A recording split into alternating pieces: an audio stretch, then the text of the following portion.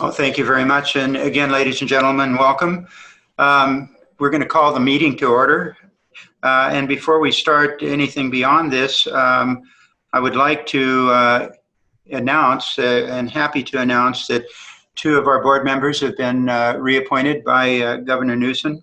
Lynn Shank, the mother of high-speed rail, a literal fact, and Nancy Miller. So we're thrilled that both Director Shank and Director Miller have been reappointed, and we are pleased to announce a new board member joining us, also appointed by Governor Newsom, and he is Anthony Williams.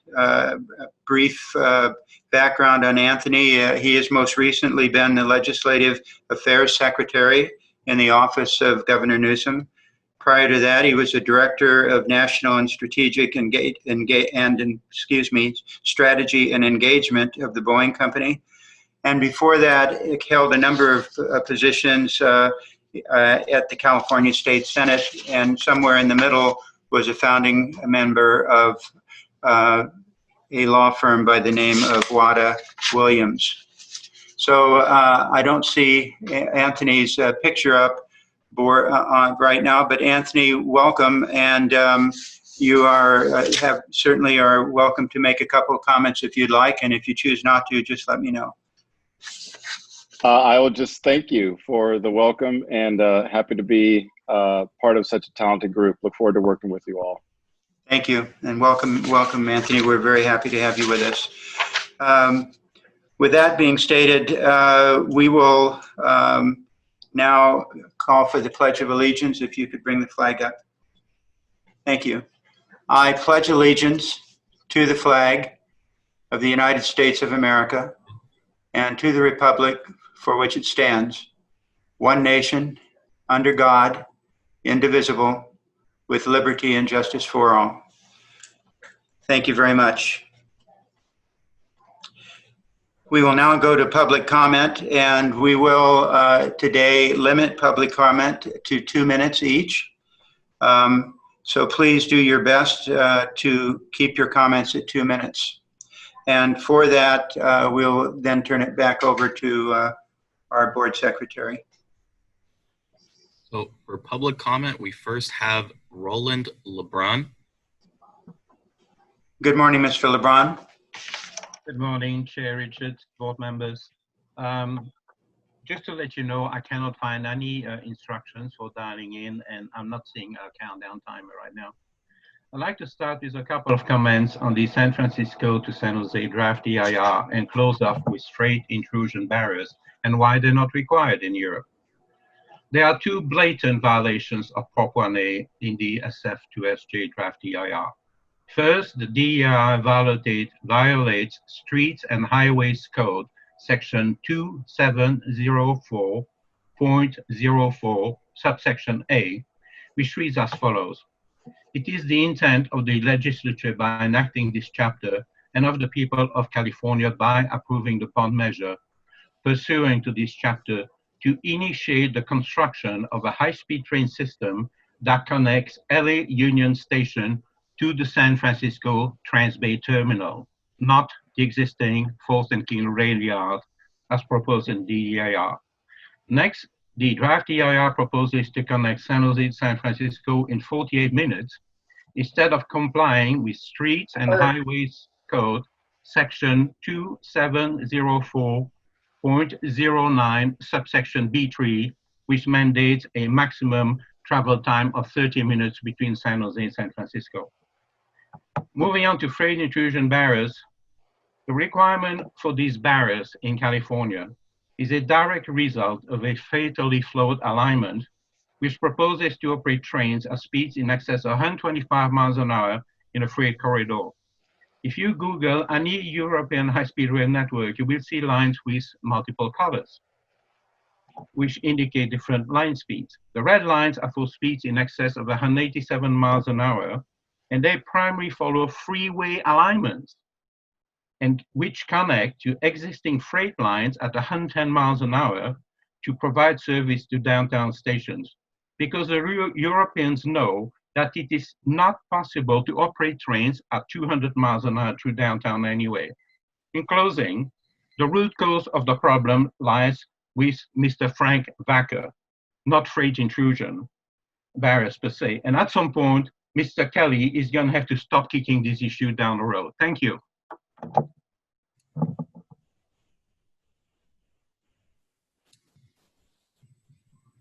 Sorry. Thank you, Mr. Levon. Next, please. Okay, sir, I'm going to go over the instructions for public comment via Zoom one more time. We had a few attendees join after the instructions were Okay, given. I'll tell you what, before you start that, if you would, Mo, just for the record, could we have the secretary, or would you please call the roll? Oh, of course. Director Schenk? Director Schenk? Everybody, please unmute your I thought I audio. had it muted. Sorry, I am here somewhere in cyberspace. Vice Chair Richards? Here. Director Camacho? Here. Director Miller? Here. Senator Bell? Assemblymember Arambula? Here. Director Perea? Here. Director Guillemette? Present. Director Escutia? Here. Director Boutros? Present. Director Williams? Present. We have a quorum. Thank you, Mo. And You want to go ahead with your instructions again? Will do. Thank you. Okay. So just to go over instructions for public comment by Zoom, if you are logged into this meeting via Zoom, please use the raise your hand feature typically located at the bottom of your screen so that I can call on you to provide your comment. And next we have a Susan Hansen. Welcome, Ms. Hanson.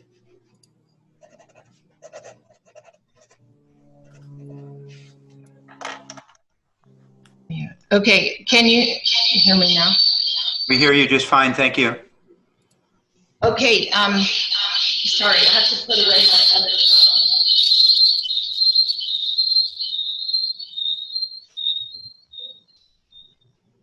phone. Okay, I am a neighbor out here in the Road 27 area, and we are really outraged to find out about the problems that were happening from an LA Times article. So we would like to have a different form of communication with you. We all lined up to give our email addresses, but all we get are press releases, not direct information about our Road 27 project.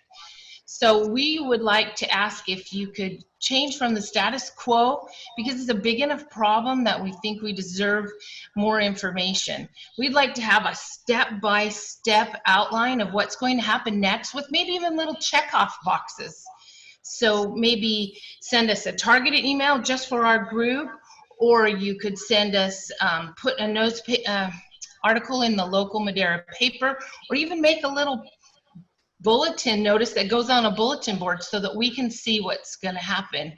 Because truthfully, we feel like we're being lied to. Maybe not direct lies, but lies of omission. It kind of feels like you guys are the teenagers that broke mom's favorite lamp, and you're trying to glue it back together without letting mom and dad know about it. So we are asking for more specific information and more authenticity, not just on the website. We want something more direct. And we are also asking if,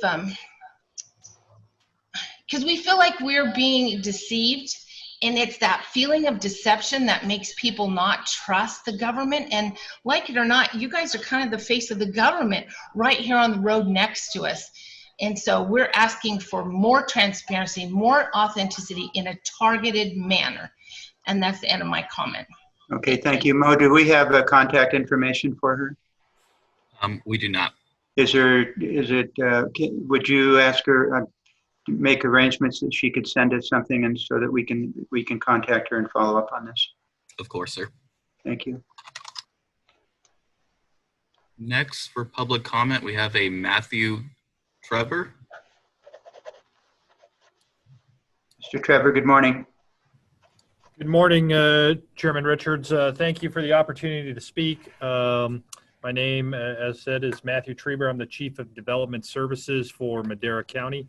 I did want to speak on the Road 27 project there. It is of utmost concern to the county. We have a community that has been hamstrung with one access point for approximately 500 plus homes for the last 4 years that we've had construction ongoing for that structure out there. So, we do appreciate the efforts made by your staff in coordinating on a number of different things related to the project, but we cannot emphasize enough the need for the authority and your contractor to make the Road 27 project a priority over every other thing you've got going on in the county, and to get that structure open and completed for traffic as quickly and safely as possible.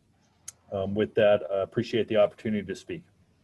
Thank you, Mr. Trieber. And if we might ask or impose upon you to help us develop a list of the people who live in that immediate area so that we can improve our communication with them. Yes, I believe we'll certainly plug in with your staff. I know your staff has been out in that community a number of different times, but we're certainly stand ready to assist in any way we can for contact information. Okay, thank you, sir.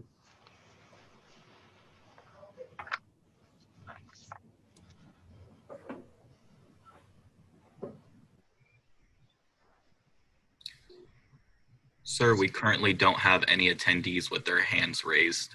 Okay. All right, if you you feel free to interrupt between agenda items. If there are others who are registered and come on, we'll still hear them. Apologies, I misspoke. We have a Tilo Cortez. Apologies. Okay. Ms. Cortez?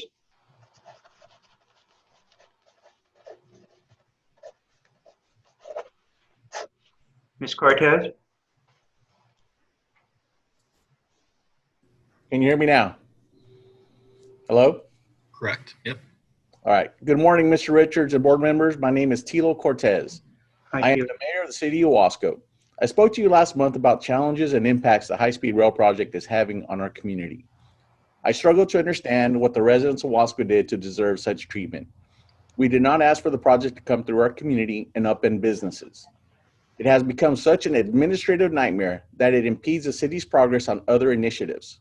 It has forced the city to vacate a city right-of-way so that the city can preserve and support the businesses and residents in a way of the high-speed rails project's alignment.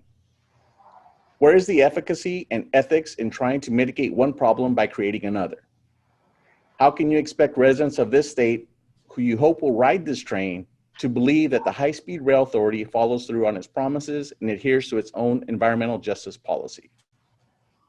It took 21 days for the CEO of the High-Speed Rail Authority, or any member of the authority's leadership for that matter, to follow up with the city of Wasco with a letter that only repeats what we have heard before. We will follow up with Mr. Kelly, but I want to invite each of you to come out to Wasco and see the impact for yourself.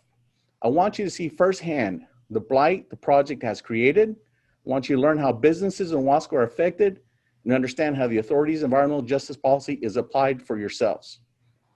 The high-speed rail project has 617 change orders through July 29th of this year, totaling over $1.8 billion. The authority's staff touts to the media in Kern County that 600 construction jobs created by the project are filled by Kern County residents. It seems to have been forgotten that Wasco is a community of 29,000 residents that will forever be impacted by the high-speed rail project and the authority's decisions. The authority pointed out that its contractor, California Rail Builders, contributed $1,500 to Wasco's Sheriff's Activities League. While we appreciate their contribution, I must point out that it is Wasco Sheriff's Activities League, our Wasco Sheriff's deputies, and Councilmember Reyna that went out on a January 11, 2020 to paint over the graffiti at the former Wasco Farm Labor Housing Complex, and not California Rail Builder staff. The authority's business plan in 2016 stated the high-speed rail project would provide near and long-term benefits, including increased safety, supporting disadvantaged communities, businesses, and workers. When is the authority going to get serious about the policies it enacts, the decisions it makes, the actions it carries out? The truth is, they do not reflect the reality we are living through. The statements and assurances made by high-speed rail no longer carry any credibility. I look forward to our discussions with Mr. Kelly. I want to stress to the California High-Speed Rail Authority Board of Directors that the Wasco City Council will not sit idly by and permit the authority's actions and the high-speed rail project to leave a wake of destruction in our community. Thank you for your time. I look forward to speaking before you again next month. Thank you, Mr. Cortez, and I know that Mr. Kelly is looking forward to meeting with you and your staff. He and I have already discussed this, so I appreciate you joining us today. Anybody else? No, sir. No other hands are raised. Right, thank you. All right, colleagues, we will now move on to our board agenda. And as you note, item number 1 is the election of our board election, which I have asked our authority chief counsel, Alicia Fowler, to take us through the election this morning. Ms. Fowler? Yes, good morning. Good morning. Thank you. So I will start by taking nominations for the position of chairperson of the authority board. Do I have any nominations?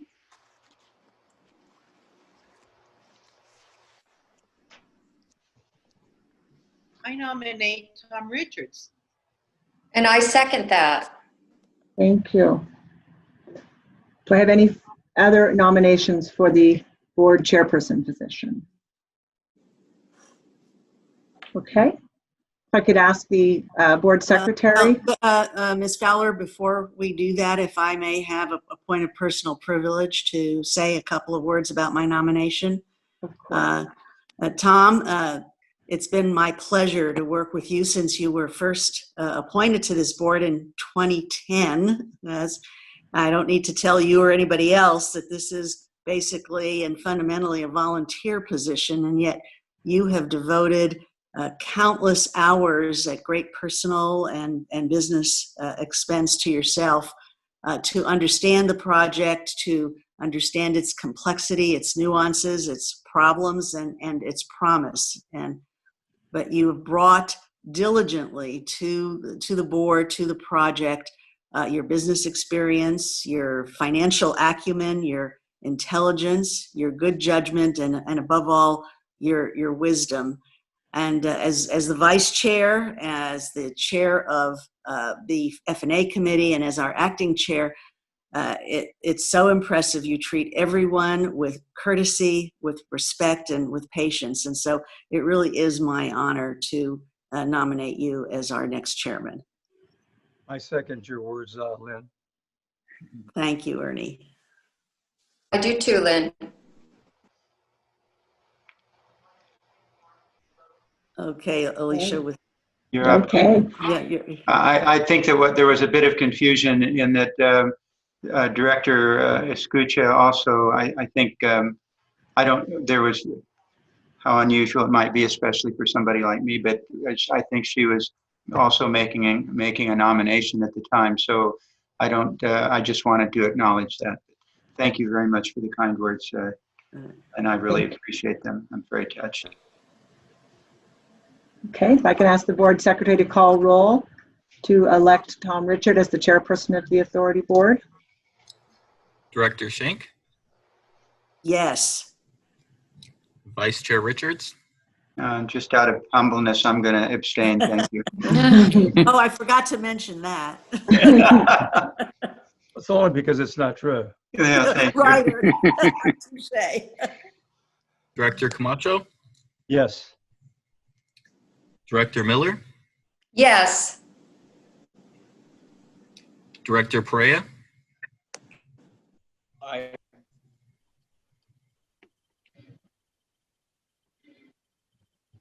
Director Perea,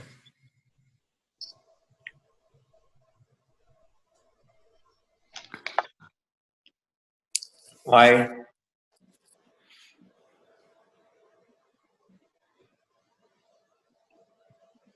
Oh, I think I'm hearing an aye. I don't know if it's not coming. Thank you. Director Gilmetti? Yes. Director Escutia? Aye. Director Boutros? Yes. Director Williams? Aye. The motion carries. Thank you. Congratulations and condolences. And now we'll move to nomination for the vice chairperson of the authority board. Do we have any nominations? Nominate Nancy Miller. I'll second that. Okay. Do we have any other nominations for vice chairperson? Just We like have Alex, comments? like to make a comment about Nancy. She sits with me on the Finance and Audit Committee, which gives her a tremendous amount of insight on the financial and audit perspective. And her background in contract law makes her the ideal candidate to help lead us, to help Tom take us into the future. But I certainly would support her and her guidance. Thank you. Thank you. Any other comments? Thank you, Ernie. That was very sweet. Ditto, ditto, ditto. If the board secretary could call roll and take the election for Nancy Miller as vice chairperson of the authority board. Director Schenk? Yes. Vice Chair Richards? Yes. Director Camacho? Yes. And Tom is not vice chair anymore. Ooh, you're quick. Director Miller? Oh, I'm going to abstain. Thank you, though. All this humility. Ugh. Director Perea? Yes. Director Gilmetti? Yes. Director Escutia? Aye. Director Boutros? Yes. Director Williams? Aye. The motion carries. Oh, thank you. Alicia, thank you very much for taking care of that.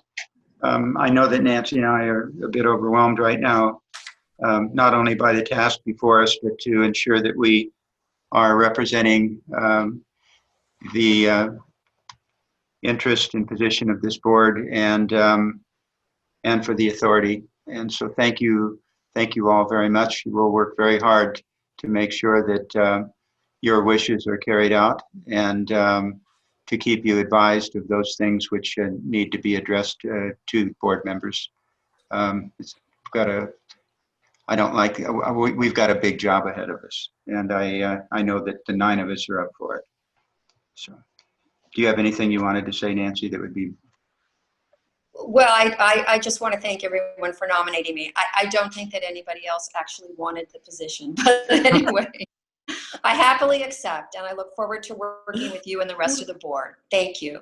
All right, thank you, ladies and gentlemen, and we'll now move on to item number 2 of today's agenda. But Yes. Tom, I'm sorry, Yeah. a technical question. Oh, of course. From my perspective, all I see is the High-Speed Rail Board of Directors meeting logo, and then just a few of you. Is there some way for the technical staff to put everybody up when we don't have a chart or graph? Perfect. Thank you very much. Yeah, thank you. That's Appreciate very it. nice. Thank you, Thank Lynn. you. That was great. Okay. Item number 2 on today's agenda is the approval of the August 13th board minutes. And if there are no changes or requested changes or additions or deletions, do we have a motion for approval? So moved. Second. Okay, motion and second. All in favor? Aye. Aye. Aye. Aye. Objections? Passed unanimously. Thank you very much. Those are the only action items that we've got in today's session. Item number 3 is a presentation on Road 27, construction/repair issues. Before we start this, I'd like to ask our CEO if he has any comments, and then ask him to introduce this item. Thank you, Mr. Chairman. This item number 3 on the agenda, is really an important issue for the board to not only be aware of, but to play a very active oversight role on. We had a construction issue on this Road 27, which is now well known to folks. We first became evident that there was an issue with what's called these post-tension strands, which had come in contact with moisture or water, introduced the idea of hydrogen embrittlement, which you will learn a little bit more about, and some of those strands broke.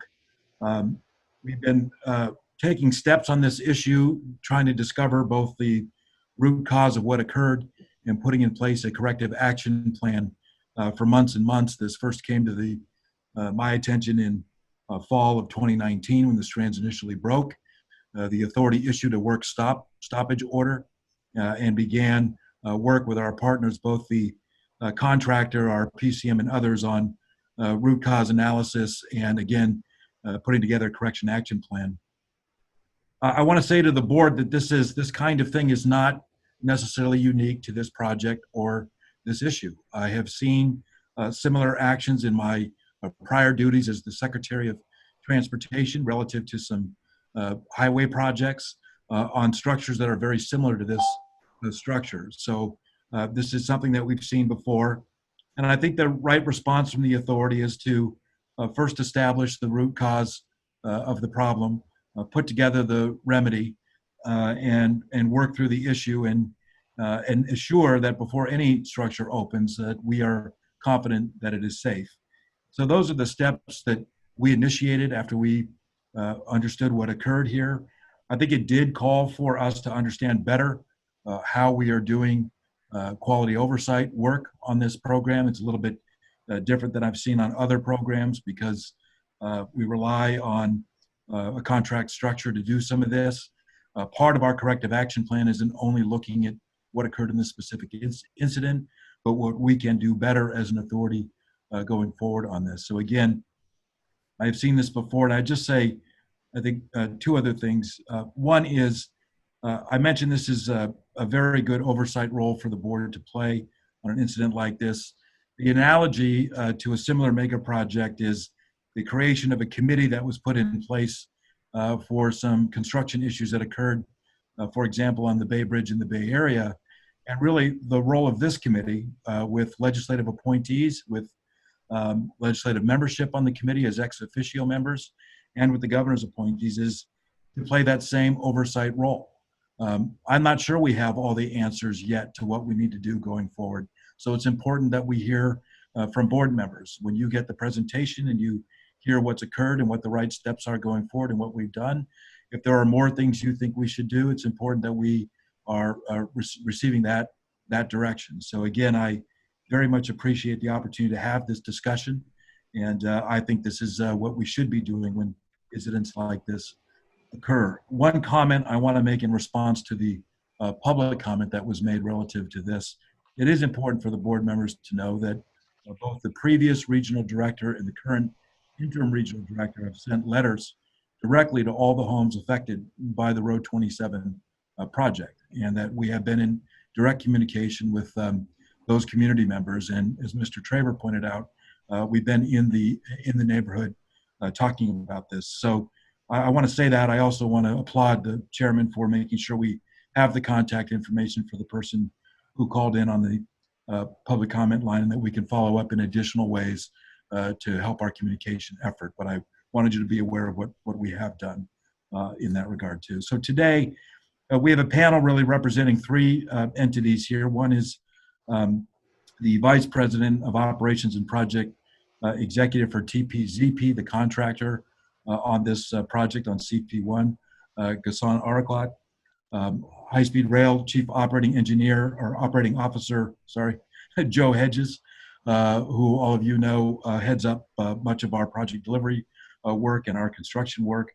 And we also have Mr. Corven from Corven Engineering, John Corven from Corven Engineering, who is somebody outside expert we brought in to help us understand the root cause of the issue that occurred here and provide guidance to the authority on the corrective action going forward. So again, I'm looking forward to this conversation. I think it's a very important one for the board and for all of us to participate in. And with that, Joe, I guess I'll kick it to you for the start, and then whoever you want to go first, we can start. Mr. Chairman, if I may, Mr. Chairman. Yes, please, Director Scucci. Thank you so much. Brian, thank you so much for talking about, oversight, which obviously that's the critical role that we must play as the board of directors for high-speed rail. We're the ones that do the oversight, not the LA Times. We are the ones that do the oversight. But ultimately, oversight is only as good as the information that we receive. So in looking at all the materials, it's my understanding that the authority found out about this. Well, let me separate that. That staff found out about this in October of 2019. I came on board, I think, end of January or early February of 2020, and I don't remember having heard about this Route 27. As a matter of fact, the first time I read about it was when the LA Times article came out sometime in August of this year. So I'm just respectfully requesting you that as you go through this discussion of oversight, which is obviously the proper role as board of directors, that you somehow plug in, at certain times when you, Brian, as well as Joe Hedges and everybody else in the authority, when something critical happens that involves the safety and the structural integrity of this project, we as board members need to find out as soon as possible. I don't like to read about this in the LA Times. I'd rather hear it from you and from our internal staff. So that's the only thing I'm going to say, because ultimately, yes, we can find the root cause. Yes, we can find how to remedy the problem. And yes, the contractor will correct it and pay for it on his own dime. But ultimately, we just need assurances, at least speaking for myself, I need assurances that our oversight capacity, our oversight responsibility is respected to such an extent that you will give us information, first and foremost, before we pick up the paper and read about it there. Thank you so much. Director Scucci, I appreciate the comment. Would just say that we did inform the board when we issued the work stoppage. I informed the oversight legislative chairman when he asked me about any construction issues. We had sent a separate document to him on that, and I sent an email to the board in advance of the LA Times article being written. So I appreciate your comments. I think in this instance, some information got to the board later than I wanted because we were waiting for some of the remedy issue to come forward and understand where that is further. But I would say lesson learned to you, and I will endeavor to make sure that problems are related to the board as soon as I get them. I appreciate your efforts, Brian, and that of staff. Thank you so much. Thank you. All right, we can move on forward. So you were getting ready, I think, Brian, are you turning it over to Joe, or Joe, have you accepted the gavel at this point? I have accepted the yoke here, sir, and taking over the helm. All right. Sir, we are, let me start with slide 1. Brian already will not repeat any of Brian's message. Introductions have been made. Again, thank you, Ghassan. Thank you, John, for joining me today. The genesis of this brief is safety, right? Safety in the near term, safety in the long term, and the actions that we have taken as to ensure that safety. Now, a little bit of brief history here. I think it's very important. I'll just keep it very brief. This is a structure that is a grade separation structure, is a type 2 structure. It carries traffic over our alignment, which is adjacent, as you can see, to the existing BNSF alignment. It carries Road 27, or Lake Street, as it's also known, over these double alignments here. The structure is approximately 640 feet long, 2 football fields. Okay, it is a significant structure. It is a post-tension structure defined, as you can see, by 4 girders with a concrete deck over the top of it. Okay, that is kind of the basis of the structure and a brief history of it. Now, there's been as I reported out in my memo to the CEO, since this 2016 started, it was supposed to have been a 2-year construction period. As you can see, we're well into the 4th year right now. Construction was hampered by 2 issues, and these are kind of the legacy issues I'll start with first. They're very indicative of kind of all of the right-of-way, all of the issues of the high speed. This was predominantly as we did not have the right-of-way, all the right-of-way as in to advance this structure, and we did not have the agreements with utility companies as to relocate the utilities. This is predominantly areas in the ramps, the abutments, building up to this bridge. Now, the good news is that we have relocated all of the communication lines, all of the power lines, right? However, we have 1 line left to remove or to move. That's in the northern part, and that is in the Madera Valley Water District line, approximately a 14-inch line. Hopefully, we'll have that agreement in place. They have allowed us to advance the designs. The contractor is buying the long lead material. So hopefully in November, we'll be able to move that line and then start construction and finish these abutments. The other issue, as Brian alluded to, is an issue that emerged in November, approximately October, November of last year. It is a structural issue that relates to the failure of the tendons, the cables that post-tension this bridge, okay? So those are the 2 dominant issues of the bridge. Now with that, I'm gonna turn it over to Ghassan for a while and let him explain, right, what TPZP is the source of the problem and what TPZP is doing as the designer of record and the constructor, right? Using the principles of design build, they are solely responsible with the oversight of the authority and BNSF with regards to implementing these repairs. So with that, Ghassan, please take over for a couple slides. Good morning, Mr. Chairman. Good morning, board members and everybody present. I have with me all our senior design managers and the construction managers in the room. You don't see them, but I also have the design engineer of record in the room also. The bridge as stands right now, it's sitting on false work. And I'm saying this to give you assurances that the bridge is very safe in its condition. It's currently sitting on false work that is designed by a false work engineer. We send our engineers out to verify and certify that it is still safe and compliant. So the bridge in its current condition is supported, it's safe, it's in good standing order.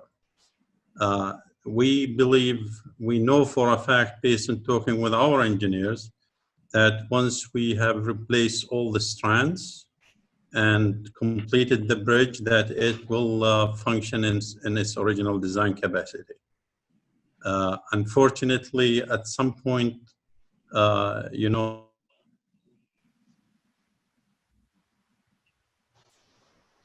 Ghassan, you're mute. You're mute, Ghassan. You went mute. I did mute. There you go. Sorry, did anybody hear what I said earlier? No, Ghassan, start about sentences back, please. Okay.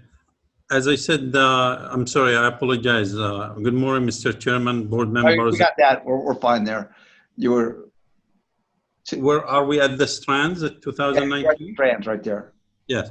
So in October 2019, we noticed a strand failure in one of our girders, and we actually went ahead and replaced those strands. And while we were replacing them in November of 2019, we noticed more strands coming out from another girder. However, we were unable to continue the repair until the January because BNSF has a moratorium where you cannot do any work between November, sometimes it's October, sometimes November until January. So in January, we went and replaced all the strands. in those tendons, not just the damaged strands, all the strands. Meanwhile, we were trying to figure out what's the root cause for all the failure or the strands protruding out of the edge of the beams. As we investigated it further, we recognized that there is water seeping through vent tubes. Each one of those ducts has a vent tube that actually allows us for later on when we do the grouting. Those vent tubes were broken as the rebar was installed.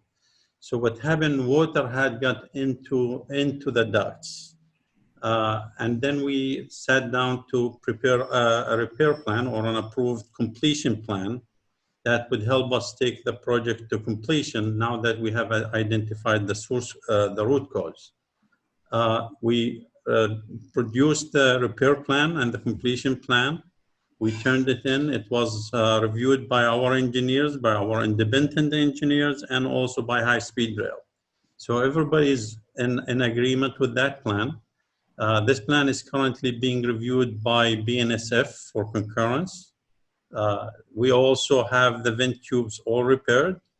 And unfortunately, in August, while we were there, we noticed there were more strands started to fail. As we did further analysis to see what's the cause of that, we found that there was water in these ducts. Now, the reason you had this failure again is because between the time we figured out the root cause, which was in March, all the ducts were sealed, water had come into the ducts that are already in place. So we were not aware that water was going in until we concluded the root cause. But then we were unable to go do any work until BNSF allowed us to go on the deck to start looking at the initial first stage of rehab. We are now at that point. The root cause for the August failure came out to be exactly the same like what we had before. We sent it to the same specialists, the same engineers who came out here in person and took samples and did testing in their lab, and they concluded it's the same root cause, which is the presence of moisture in the ducts or water in the ducts.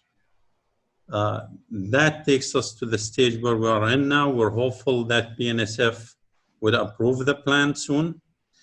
Our plan is to go in and replace all the ducts, all the strands. I mean, the ducts will be there, but we're going to replace all the strands in each of the ducts, not just the ones that get damaged.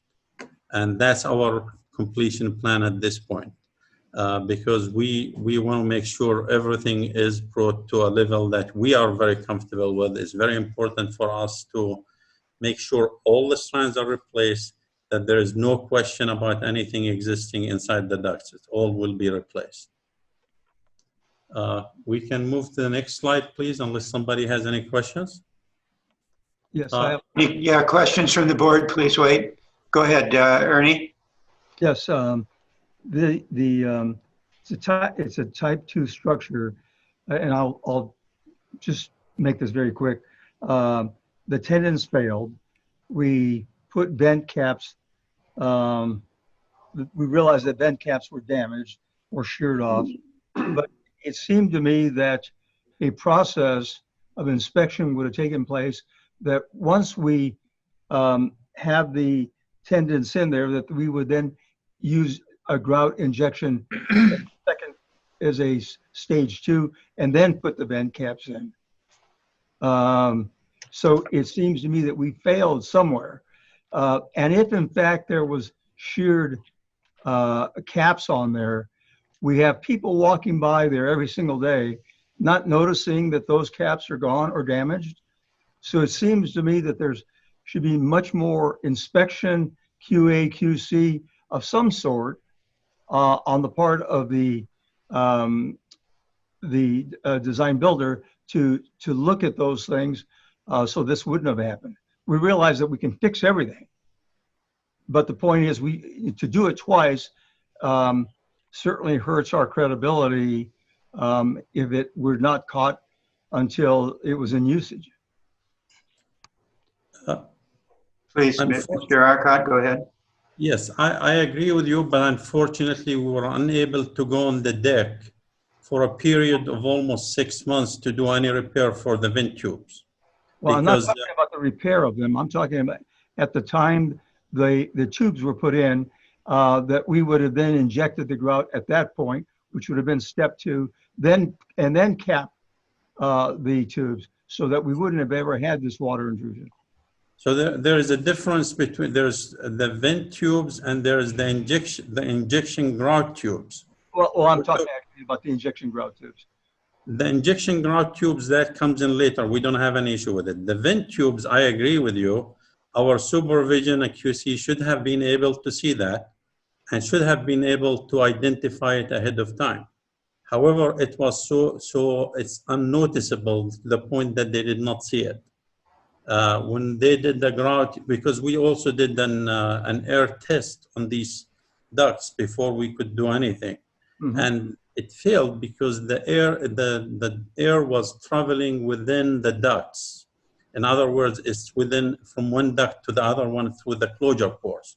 So everybody thought the reason for the air leak was coming through the closure pores, not through these vent tubes. It doesn't justify what happens. I agree with you. It should have been caught, but that's what happened. All right, let me move on and we can come back if you've got more, Henry. Or Ernie, the next person, Henry, was Director Escucha, and then I'll come to you. Yes, Okay. I just wanted to clarify what Mr. Ariqat said, and that is I'm looking at the timeline here, and obviously everything's about strands damaged, strands replaced, root cause determined. Let's assume that everything was perfect. Let's assume that the strands were put into the girder and they were good. At which point in time does the grout injection happen? The original plan would be after all the grout, the lower 3 ducts are in place, then you do the air test, then you actually do the grout then. Then you come back and do the deck, and then you do the top two ducts. However, per our repair plan, the way we have figured it out with our engineers, we are planning on doing replacing the strands in the first bottom 3 ducts, pour the concrete deck, then come back and put the strands in the top 2 ducts, and then stress grout and stress all the ducts. But what you're saying is, I'm not even talking about the strands being damaged. I'm saying in the best case scenario, if the strands were not damaged, the moment that you put down the strands, the grouting happens pretty much immediately or after a couple of months or what? It's typically within 10 days. Okay, and did that happen in this case? No, because we could not maintain the air pressure inside the ducts. Okay. Thank you so much, Mr. Chairman. You're welcome. So basically, one second, Henry. So what you knew there was a problem because you couldn't hold the air pressure, so there was a problem. So Yes, the question is how long it took to get the problem solved. Director Perea? Yeah, my question is more centered around process. Ghassan, when you began your presentation, you said in around 2019 we noticed the problem. Okay, I guess I want to get a better feel for what does that mean in terms of process. Who noticed the problem? Was it TPZP doing their routine inspections or a required inspection? Then the other question I have, Tom, maybe more for us internally, is what role did the authority play or have to play in the oversight and inspection of TPCP's work? How do those 2 things come together? How did we miss this? I think what we'll do on that, Henry, is we'll move back to Joe in a moment with regards to the policy and procedure with regards to oversight on that. What I can't see right now is I can't see any of the other board members. So other than Director Perea and Director Camacho, are there any other questions at this point? Yeah. Yes, Mr. Chair. This is Andre. Yes, please go ahead, Andre. Hi, Mr. Ariqat. I appreciate your attendance today and your contribution to this discussion. Andre, your audio has gone off. Question is, according to, can you hear me now? Yes, I hear you now. Okay. According to standard specifications that Caltrans uses on a regular basis, the strands have to be, or the ducts with the strands in them have to be grouted within 10 days unless you use a corrosion inhibitor. Did you use corrosion inhibitors on these strands when they were left ungrouted for the duration? Yes. What happened, when we were unable to maintain the air pressure inside the ducts, within 10 days, our subcontractor, Schwager Davis, came in and actually pushed the powder inside the ducts, which is the corrosion inhibitor. Typically, 10 days is the maximum. Otherwise, we go ahead and put the corrosion inhibitor. Right. So the corrosion inhibitor didn't really do its work, technically. That's what happened, I guess, because there was so much water coming out of the ducts at the end of the day. So it was soaked. It didn't really help much. Yes. Sir, can I interject the timeline, though? I want to be very clear with this timeline. This timeline is these original strands, right, were installed. The ones that failed in November were installed in the late April timeframe. Yes. At the end of that April timeframe, they could not achieve the pressure test. Their record of engineer prohibited them from grouting. At that point, they injected the corrosion prohibitor. Now, somewhere between, at that time, the vent tubes were intact, and it seems that the tubes were dry, okay? Between the April and the November timeframe, right, looking at the analysis that we have done, that those tubes were somehow damaged, it created a source of moisture, which then defeated the corrosion prohibitor. Ghassan, do you have anything else to add? I agree with John. So what happened in that period, we were trying to find the source of the leak, and we thought it's coming from the side of the closure pores, because you bring these precast girders together, you kind of tie them together with a concrete pour in place, and we were thinking the air is coming from there. In our effort to see if the air is, if the leak is happening at specific location, we actually sealed all the ducts and we tested them. When we did that, we were able to hold the pressure, but that was not the plan per the contract, per the drawings. So we ended up actually planning on continuing the rebar, putting all our work in place, and to place with the course to place the deck and doing the grouting. Unfortunately, when we noticed in October, before we get to the point of placing the decks, which is fortunate because I'm glad it was discovered that the ducts had issues with the strands and being rusted. So now it helps us to go ahead and fix it and do it properly.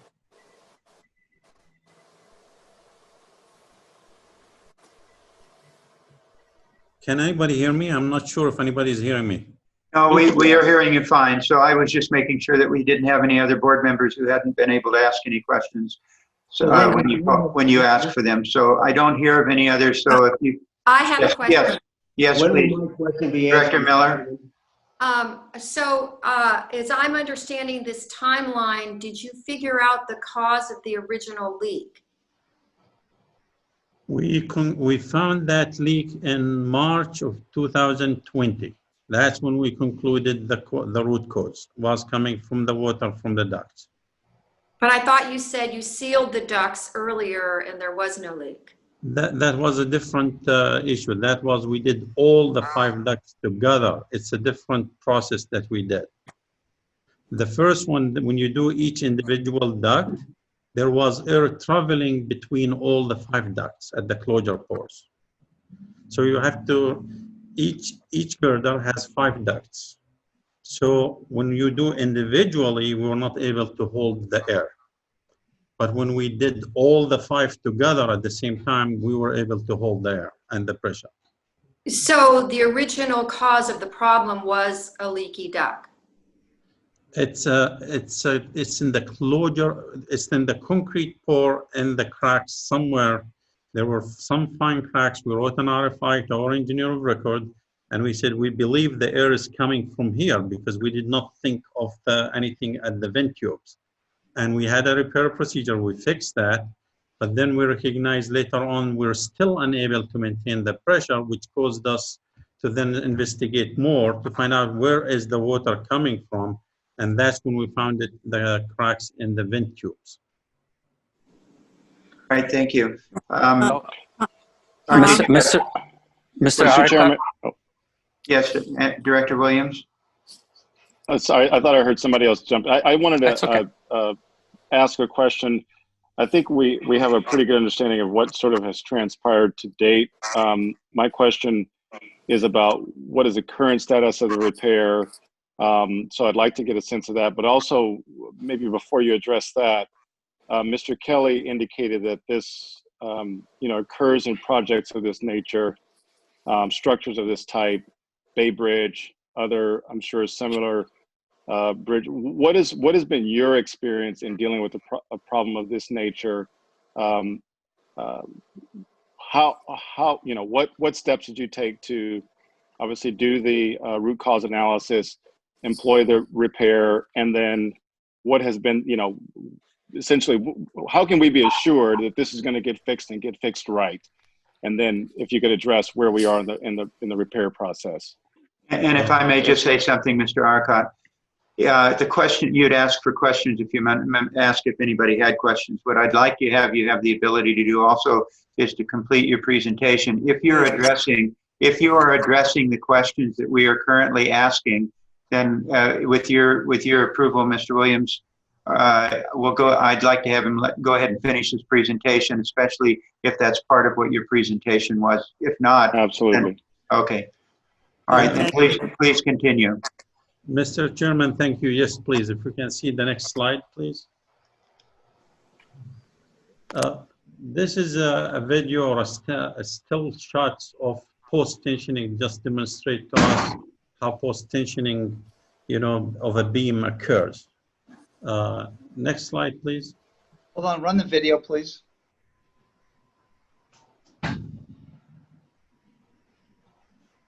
Justin, can you run the video, please?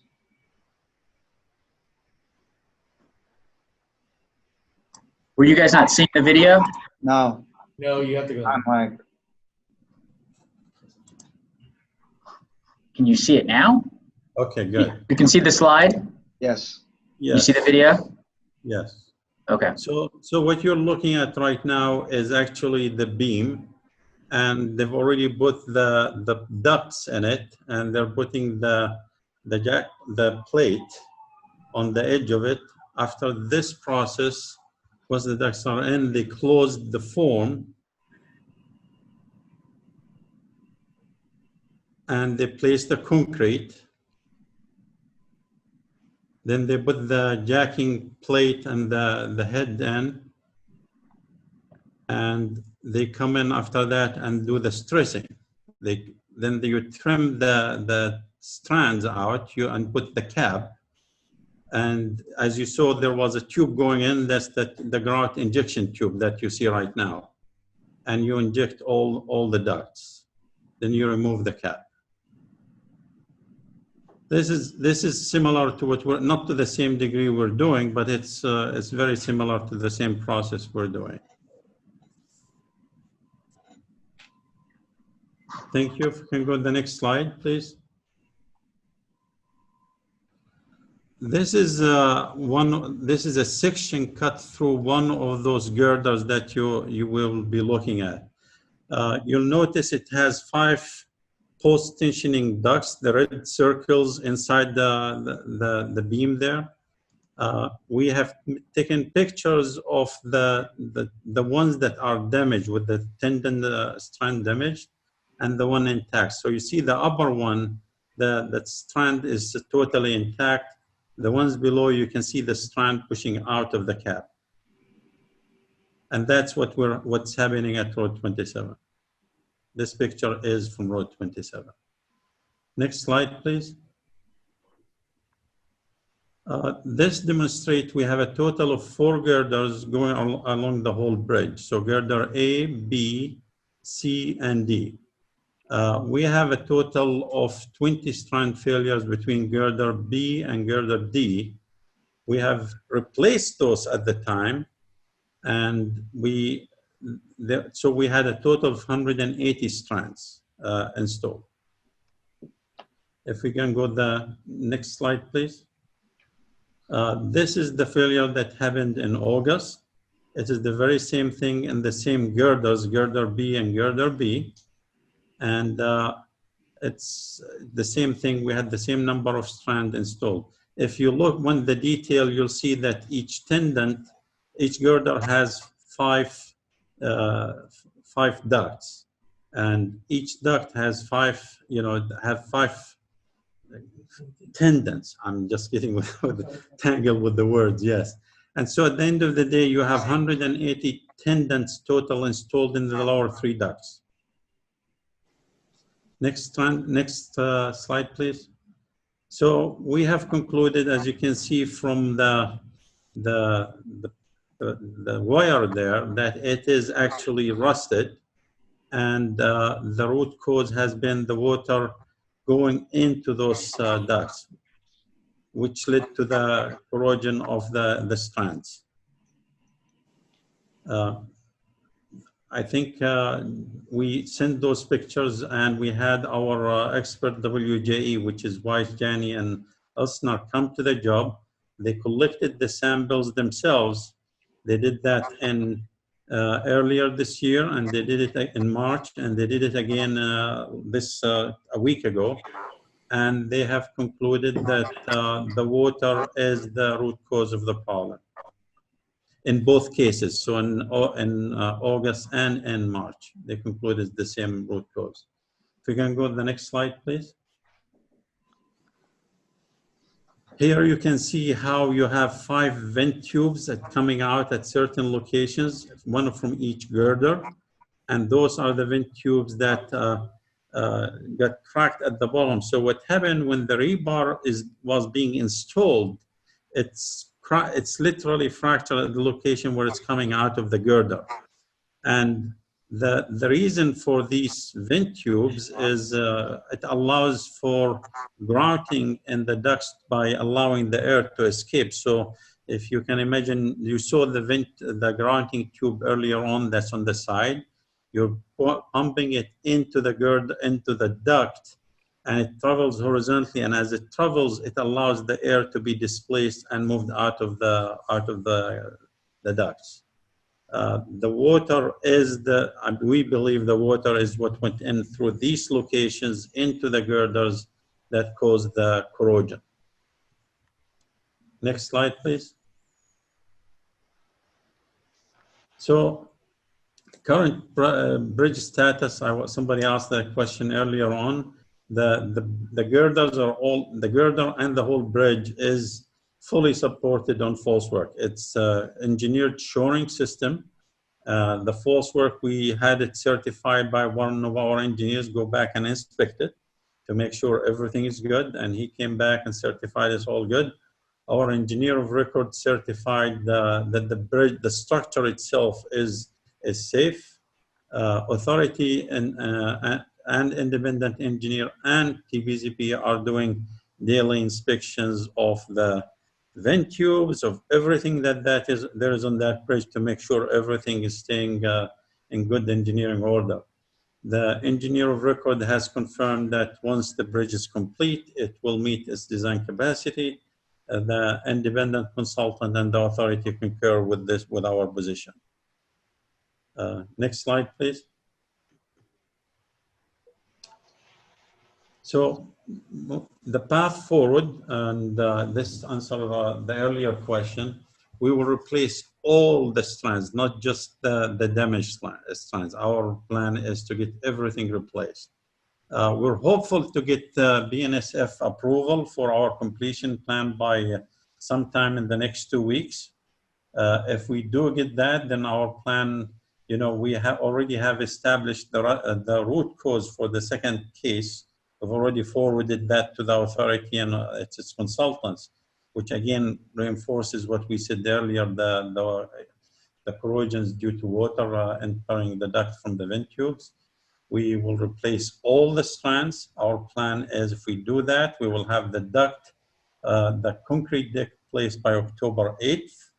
Then we'll push the strands in duct 1 and 2. Remember, duct 1 and 2 don't have any strands in them as of now, only the lower 3 ducts. Then we'll pressure test and grout all the tendons in all the 5 ducts and all the 4 girders.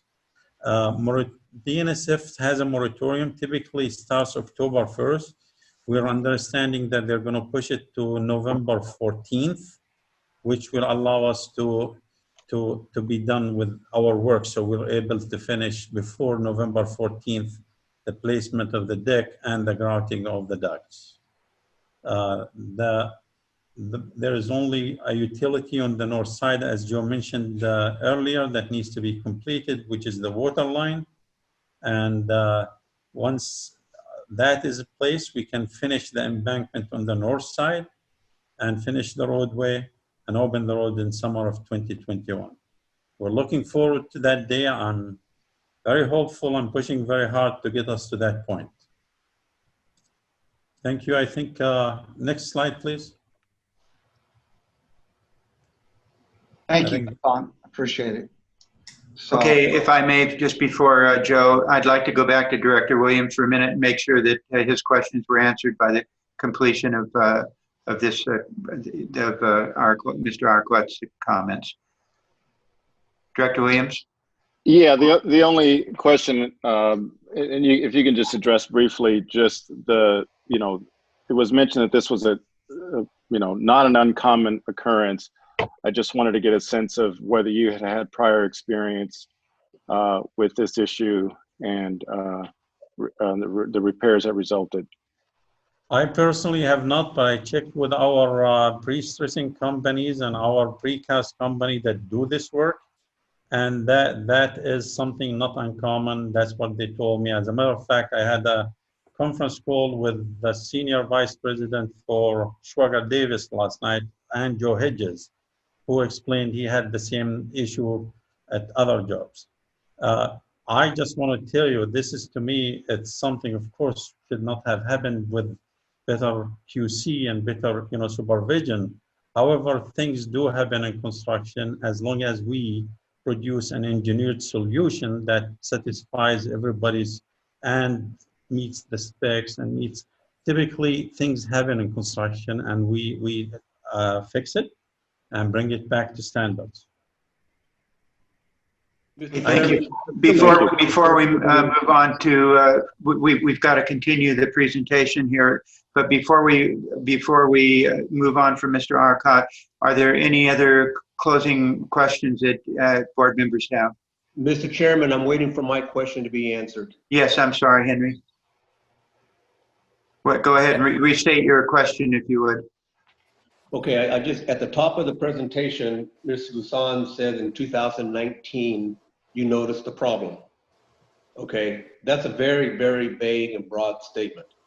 So my question was more centered around process. I mean, we're doing a good job up to now of explaining what the problem is today. And I understand that in construction, problems can happen and our job is to fix them. But what I'm more concerned about is what was the oversight by TPZP as well as by the High-Speed Rail Authority and the inspection process that brought us to that point in late 2019. And obviously the broader concern is we're building structures up and down this alignment. How do we know, or how are we assured by the authority and by our different contractors that the proper oversight and the proper inspections are occurring so that this doesn't happen? So, but in this particular case, trying to understand the internal and external process, I guess, and Mr. Chairman, you'd indicated Joe may be more of an answer for Joe. I want to know specifically what it is exactly, what were the responsibilities of high-speed rail in the oversight and inspection that brought us to that point? If I may, thank you, Henry, and that's what I was going to Joe for in a moment. But Director Yeah. Kelly, did you have a question? Mr. Chairman, Yeah. Mr. Chairman, may I just elaborate a little bit on this issue? Yes, yes, please. And then, but we want to then move to Mr. Hedges to answer the question specifically as regards the authority side of things. So if you want to answer the question with regards to TPZP's oversight processes, that would be appropriate. That's part of his question. Yes, sir. So we ended up unable. We did we put the strands in the DUCTS in April. Then we realized we're unable to maintain air pressure. We were trying to identify the source of the problem. We thought it's coming from the closure pores from the cracks. Our engineer of record did not allow us to proceed and do grouting until we figured out what the problem is. So we were following process within our own engineer of record because it's just as stringent for the approval process itself.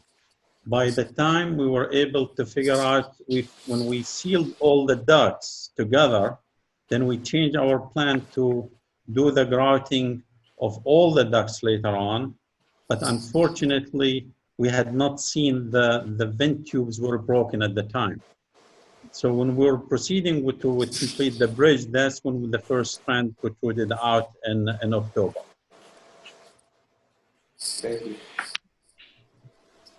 Thank you. Joe, go ahead, please. Yes, sir. I want to answer basically Andres, Henry's, and Director Williams' questions head on. Now, let me start with, and I'm going to let John Corven basically come in with regards to Director Williams' question, is the repairs adequate? Now, initially here I've said is this, what is paramount is safety. Safety is the paramount thing. As addressed is that the repairs of this bridge, right, can be done, okay? But I want to go back and do a stop, drop, and roll. That it takes us back really to the question that Henry and Andre are asking, okay? There is a failure here. The failure goes to the 10 days after April. Our PCM did not notify the authority, did not make it clearly evident, right, that those grout tubes were vacant from April to the epiphany moment of November of failure, okay? I'm going to explain to you in a couple slides how we're holding the PCM accountable to that and the things that we have done past and present and how we're restructuring the authority quality verification process to make sure that the lessons learned here are applied going forward into the other structures, okay? Again, this just talks to, very simple, to the directives, as into the immediate, okay? We're checking those strands daily, as Ghassan is already applied, okay?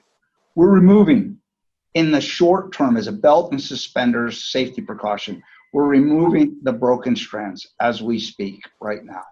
We're cleaning and inspecting those tubes, making sure that they are safe.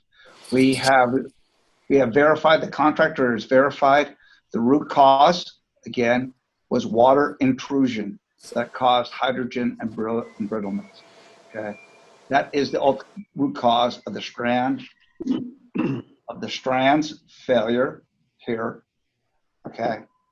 Now we're having another independent, Caltrans is doing an independent assessment of that as to verify that, since we've had 2 strand failures, right? We've directed TPZP to step up with regards to their on-site quality assurance and quality control process. Put a superintendent out there full-time and make sure there's quality inspectors out there from them. They have the contractual responsibility of quality control, quality assurance, right? We're mandating that now, okay? And also too, this is going to lead into my next slide where I'm going to turn it over to John Corven, a world-renowned expert in pre and post-tensioning, that the repairs that we're underway right now are achievable and if done correctly will ensure a long-term safe and durable bridge. So with that, John, come up to the bridge and take the helm, please. Thank you, Joe, and good morning from Tallahassee, Florida. afternoon here. And I really appreciate the opportunity to be with you today to tell you about our third-party review of the Road 27 Bridge project. Corven Engineering, very quickly. My name is John Corven. I am President and Chief Engineer of Corven Engineering. We are a firm that is solely dedicated to post-tension concrete structures. And if you can see on the slide there, we design new structures. We also then help contractors with the engineering required to build those bridges. Many of those things that have been mentioned today, false work, different cable path issues and protection. But then we've also had a good part of our effort, which is spent assisting state and federal, the state governments and federal governments with regard to assessing and maintaining and assuring the long-term durability of their post-tension bridges.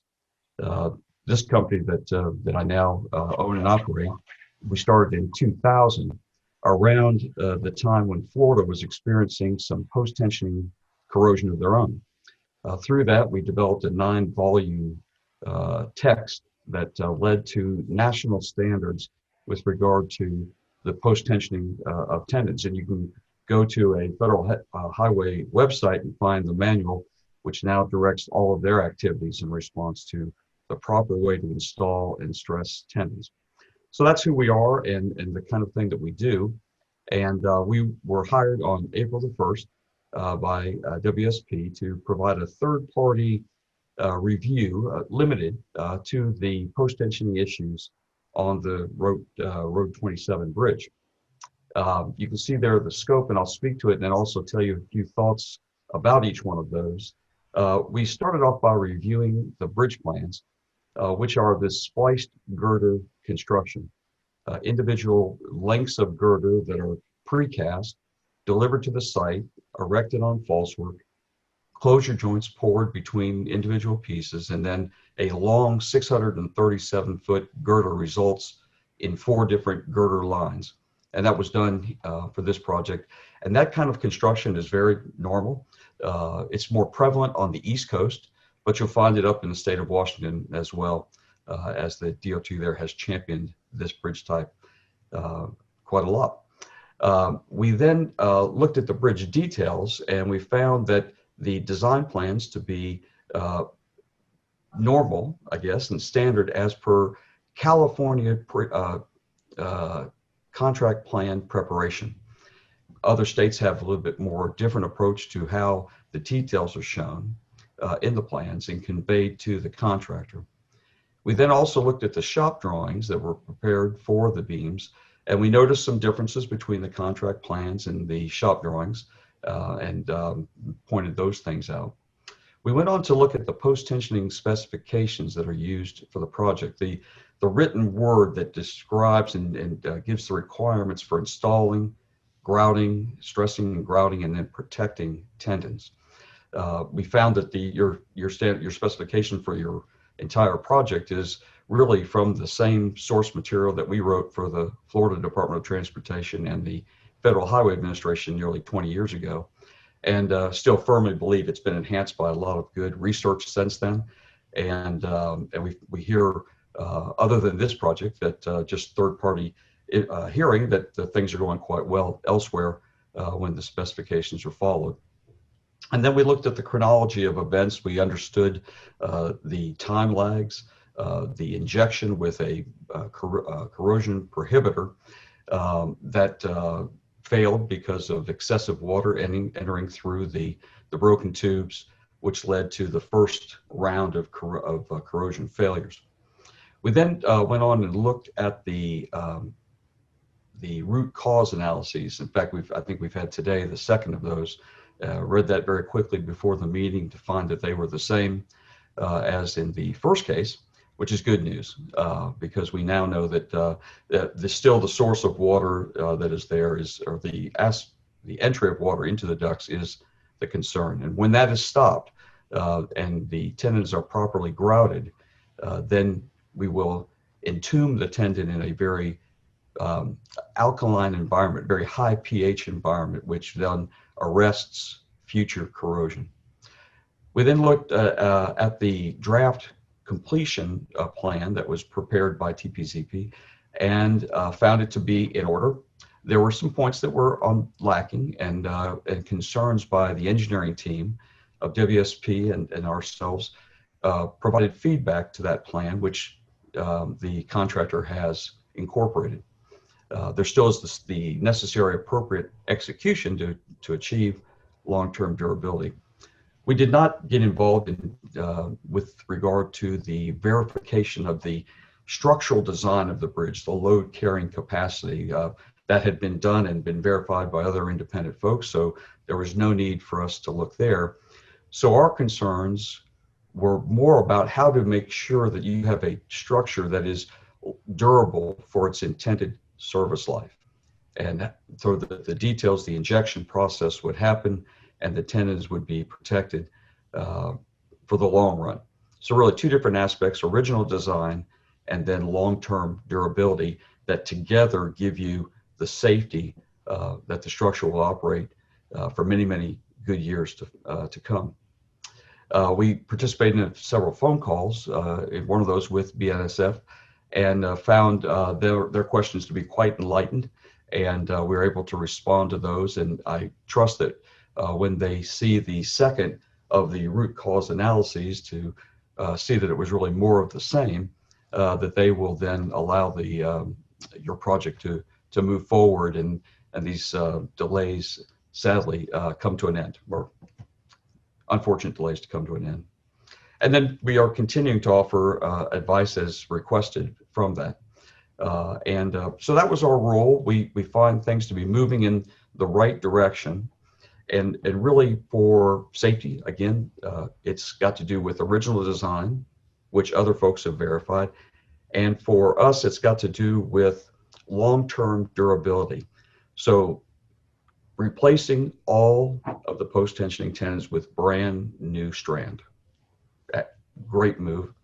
Number two, completely filling the ducts with concrete or grout in the appropriate time. Now that appropriate time is 10 days according to your specifications, which is the same as Caltrans standard specifications. And it can be elongated, that time period between stressing and grouting, by the injection of corrosion inhibitors. And we do that and we recharge that vapor inhibitor as necessary depending on the number of days that we go past 10 days. Often in the north of America where things get very cold, construction has to stop. We cannot grout in very, very cold weather. So we have to inject for months corrosion inhibitor. But we always come back and we check that it's still active and recharge those ducts with the vapor inhibitor or the corrosion inhibitor to be sure the tendon is being protected during the non-construction season. So new strands, tendons that are injected at an appropriate time, hopefully within the 10 days or with an appropriate application of corrosion inhibitor, and then the permanent end protection of the tendons. Your specifications call for permanent plastic grout caps that are then encased in a cast-in-place protective concrete pour. Really vital to the preservation of the tendons long-term so that water cannot seep into the ends of the tendons at either end of your 637-foot-long bridge. Your structure has the added benefit of now about to receive a complete concrete deck over the beams, a roof to keep water out of the beams or off the beams and out of your ducts. And that's an important higher level of quality that this bridge has over other post-tension bridge types. And then finally, the appropriate sealing of any air leaks that might be found from air testing that will be performed before grouting, so that the sides of the beams can then be sealed, that if any water were to find its way around the bridge deck, possibly find its way to a crack, that would be sealed against the intrusion of moisture. But even then, if it's properly filled with a highly alkaline environment, there's no opportunity for what we call recharge, which is water entering back into the duct because it's completely full of grout.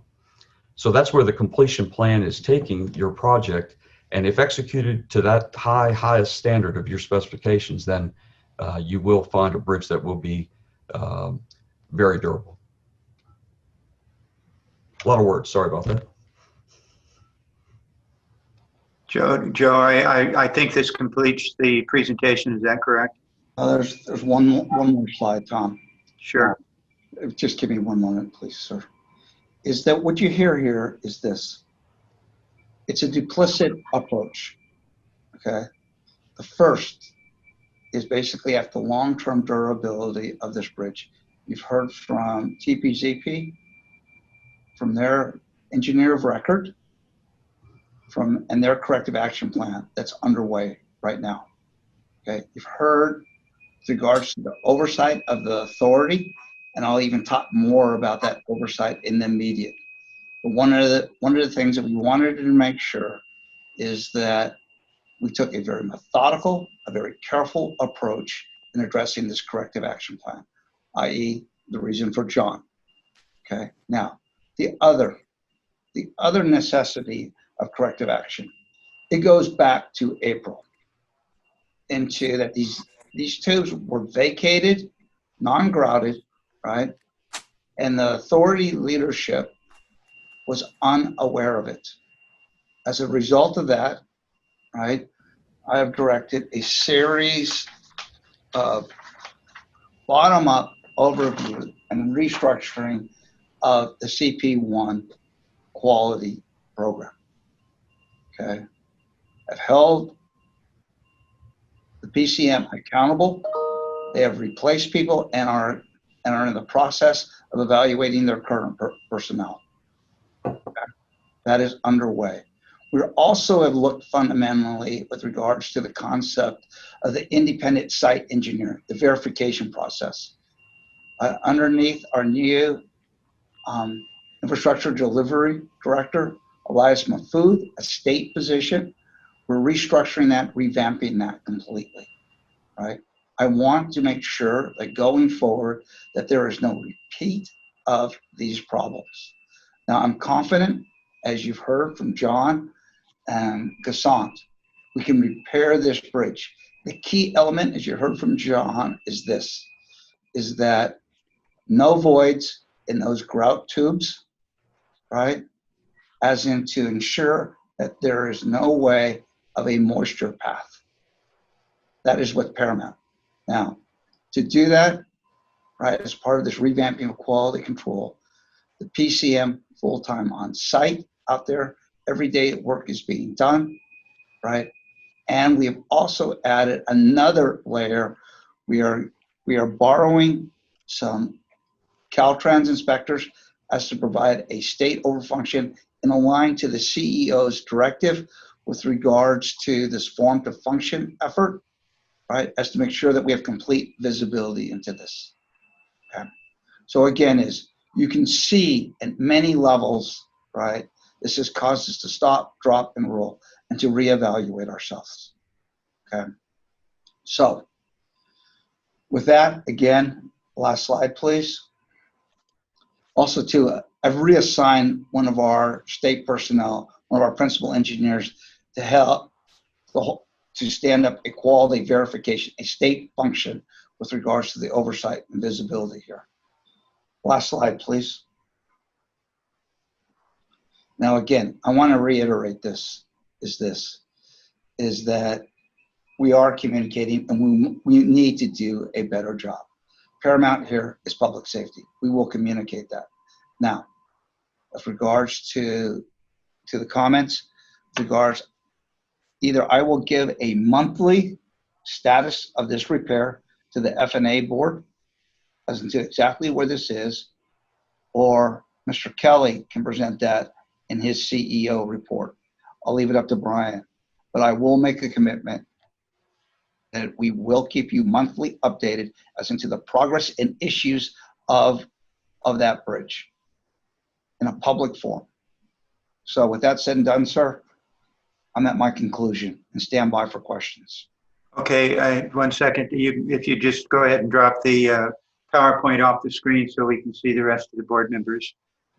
And Lynn Shank had her hand up a few moments ago, so Director Shank. Well, thank you.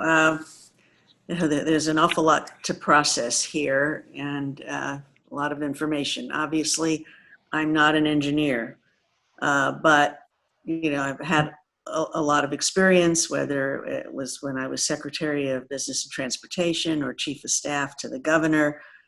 Yes, this is what troubles me. What troubles me is what has been repeated over and over by staff, that these things happen. These are known. We knew the Bay Bridge, very similar issues. And what really troubles me is goes to a lot of what my colleagues have asked as a question, but for me, it's not a question as much as a going forward observation. We've been in this now for a dozen or more years. And to say that we are now going to take these measures, and they're all good measures, they're important measures, but it's very troubling to me that this wasn't done at the outset. And while all of what we're talking about and what Joe has outlined is important, every part of this project is going to have known choke points. Now, obviously, there are the black swans, things that no one can predict, COVID. But for the most part, this isn't, as they say, rocket science. These kinds of projects have been ongoing for many, many decades. We know where the trouble can happen, and we have to be ahead of it at every part of this project, not just Route 27, not just CP1, but throughout the whole project. And that's the kind of assurance that I am looking for, and I would suspect some of my colleagues are, that we're going to figure out a plan, to have a plan to be prepared for what can go wrong at every stage, and have independent checklists, independent double and maybe triple inspections if necessary, because we'll ultimately save money, save time if we're ahead of it, rather than letting this go and then having to get a root cause analysis and the delays that we have encountered. So this isn't just, the lessons learned are not just for this particular issue, important and immediate as it is, but for the entire project. The other issue that concerns me and was expressed very well by Martha is communication. Communication with the board at the get-go. You may not have every detail of an issue, but let us know. You don't have to wait till you know absolutely every aspect, and you don't have to know everything that you're going to do, although hopefully you do, to correct. But we have the oversight responsibility. It's ultimately our reputation as well as that of the staff that's at stake here, and how we do our job is so dependent on what we get in terms of communication from the board. So just to underscore Martha's point over and over again, let us know. And by the same token, communication with the community. We may think that we have good communication, and our regional directors have done as much as they can, but when we are impacting a community in such a significant way, maybe we need to designate temporarily someone to be there on the ground to get this kind of information, so that people aren't frustrated at a meeting like this and telling us that we are like little children who broke a precious lamp. We need to know about that broken lamp before. So just a thought to have someone designated at these choke points temporarily, so that, again, it can be communicated to us. You're all doing the best possible here now and going forward, but let this be a lesson for the entire project, not for just Route 27. Thank you, Mr. Chairman. Thank you, Director Shank. Next, please. Any other comments from board members? Yes, Mr. Galnetti had his hand up, so I'm going to pass to him, and then I have a comment. Sure, go ahead. Thank you, Mr. Chairman. I appreciate all the intelligent comments by fellow board members, but I'd like to talk about going forward now. We have a schedule that's been delayed by, I guess, about 2 years. And the current schedule shows we're not going to have the road open until the summer of 2021. I think that's kind of excessive. I guess we're waiting for the BNSF approval to move forward. But once we do that, I don't know why we can't try to push up our schedule, at least trying to get some of these things done a lot sooner and not impede the public any longer than we have to. So maybe, Joe, you can help me here. Can we move the schedule forward a little faster? Yeah, right now, sir, we're looking at ways to do that. There are certain things, though, that I do not have control. One is this BNSF mandatory holiday moratorium that they basically stop you from working over their airlines as to ensure their high revenue area. There isn't much I can do there. I want to make sure one of the things we've allowed in this, my approach is now is very simple, sir, to be truthful, is to under-promise and over-deliver. So I will push up and look for ways that we can push this construction up. But paramount to this is I want verification that this repair is done right, that BNSF is satisfied with the repairs as to ensure our long-term relationship with them. But we will look for ways to accelerate this as we advance this forward. I'd like to start, the big issues right now is I'd like to start work on those abutments and get those abutments opened up. Hopefully, we've reached out to Director Henry here, Panera, is to ask for his help to see if we can get Madera Valley, see if we can push this agreement up. It's the last of the agreements that we needed with regards to the Madera Valley Water District, see if we can maybe come to some conclusion and resolution there so we can move that 14-inch water line that is in the northern abutment. Can any of the board members help you with BNSF? BNSF is right now, they're very cooperative. There hasn't been really a major issue. The only thing that's holding up this completion plan right now, they wanted verification that the recent strands had the same failures as the previous strands. We're forwarding that information. That report is back at their headquarters. I assume that they will do a quick turn. We have their assurance that they will do a quick turn in their engineering headquarters as in to be able to expedite that. As into the moratorium, they're pretty strict with that moratorium. I'm always open for help. And if they will give us the ability, leeway to work, remember, right now, the deck is completely, there's no exposure to that. It isn't that there's an open hole below us. We're getting ready to pour that deck. The rebar is in place, the lower form's in place. So yes, I'll take that back.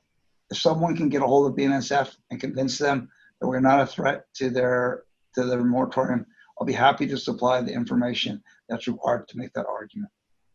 When I was on the CTC, we had a strong relationship with BNSF as well as UP. So I'd be glad to help out wherever we can. Yes, sir. I'll get back to you.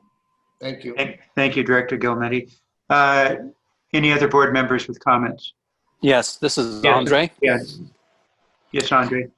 I have a question as to the proposed plan, to the corrective plan, basically, whether it includes a new grouting plan and whether that grouting plan follows the recommendations that Mr. Corven suggested in terms of the timing, in terms of the corrosion inhibitor and the reapplication of that if there is a time delay. And also, maybe Mr. Ariqat will answer this question. If I understood correctly, you said you're only able to maintain the 50 PSI if you applied that to all ducts within the same girder, not individually. How is that going to impact the grouting operation? And if you were to grout one duct at a time, is that going to potentially lead to a blockage in the other ducts where you may not be able to get the concrete through the entire duct? That's one question. And then I want to make a comment on the process related, but I'm going to let Mr. Ariqat answer that question first. Ghassan, come off mute, please. You want to go mute, Ghassan?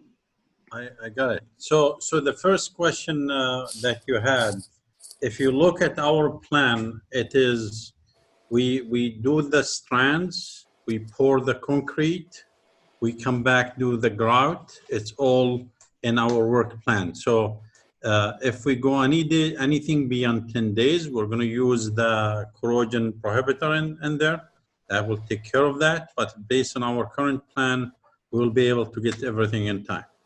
The question regarding doing the 5 ducts, pressure testing the 5 ducts at the same time, the PSI has been reduced to 30 PSI, not 50 like the original requirement.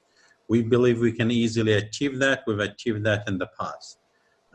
In grouting, our engineers and our consultants and our contractor, everyone we spoke with, as we were grouting the lower duct, the grout is going to go on the most, in the easy route. The easy route is to travel horizontally and fill the whole duct. Then there is a chance that some grout might come up to the duct above it, but we will be prepared to blow it out with air. So that is not of a concern to us. And that's been agreed by all our consultants and our engineers, including Mr. Corven, yes. Okay. Thank you, Mr. Ariqat. If I call you Ghassan, that's easier. Ghassan, yes. My other comment is really directed at the process. And, I have to just really raise the flag here. There's been essentially a compendium of process issues throughout this problem discovery, from the beginning to the end. I don't really see why, even if the pressure test was not passed, why it was just basically not addressed in a timely fashion, and it took 6-7 months, until the strands really failed before we approached a solution, and we still don't really have a solution other than the replacement. So this is really a process for internal quality assurance by the High-Speed Rail Authority. I understand we have a construction management firm that's supposed to be overseeing the daily operations in the field, in addition to the quality control operations by the contractor. So there's really almost like a 3-layer process here that did not really function as intended. And, without dwelling on the past too much, I want to really make sure that whatever processes are carried forward are really sensitive to all the potential pitfalls that may come into play. And we need to be a lot more active, not necessarily just staff, but also really by the design builder, that if things really are coming up that are not in compliance, that are raised in a timely fashion, that we can all take the time to address them. Like was mentioned by other board members, the board is responsible for this project. We are responsible for the oversight. We are the authority, so we need to be informed in a timely fashion, and the soonest the better. And even if we don't have a solution, at least it's raised so people are not surprised by it. All these really need to be incorporated into a plan that really should be taken seriously by the staff at the authority and carried forth and implemented as effectively as possible. And I will leave it at that. I'm not really concerned about the solutions that will be implemented here, because I know after the grout is in place and after the strands are stressed and the grout is in place, that there are some certainty to function as intended, because that's kind of the design. But there are things that we need to learn from moving forward. These are the lessons learned that we need to incorporate into our business practices as we move into other projects and to other areas throughout this corridor. Thank you, Mr. Chair. Thank you, Director Book. Any other questions or comments? Did you have something, Mr. Kelly? I have a question. I do. Oh, yes. I'm sorry. Go ahead. Let me get, if I could, Brian, let me get Director Perea. Go ahead, Henry. Yeah, I have two questions. The first one is for Brian. Brian, can just to confirm that TPZP will pay 100% of the cost for this repair, and that the taxpayers will not be on the hook for any additional dollars for this repair? What I can tell you, Henry, I don't know what their position is going to be, and we have dispute resolution processes for this. But I will tell you that it is our view that this is a construction matter, a construction issue, and a fumble during construction. And the appropriate place for that to be remedied is on the contractor. That's certainly our take at the management level. And as we go forward, that's going to be our position. So I can tell you, I can say that today. Mr. Ariqat, I see you're shaking your head yes, so you're in agreement? Absolutely. This is our mistake and we'll take care of it. Okay, thank you. Your second question, Director Perea? Yeah, my second question, and I think Member Shane put it in perfect context, but I just want to underscore, just so I understand.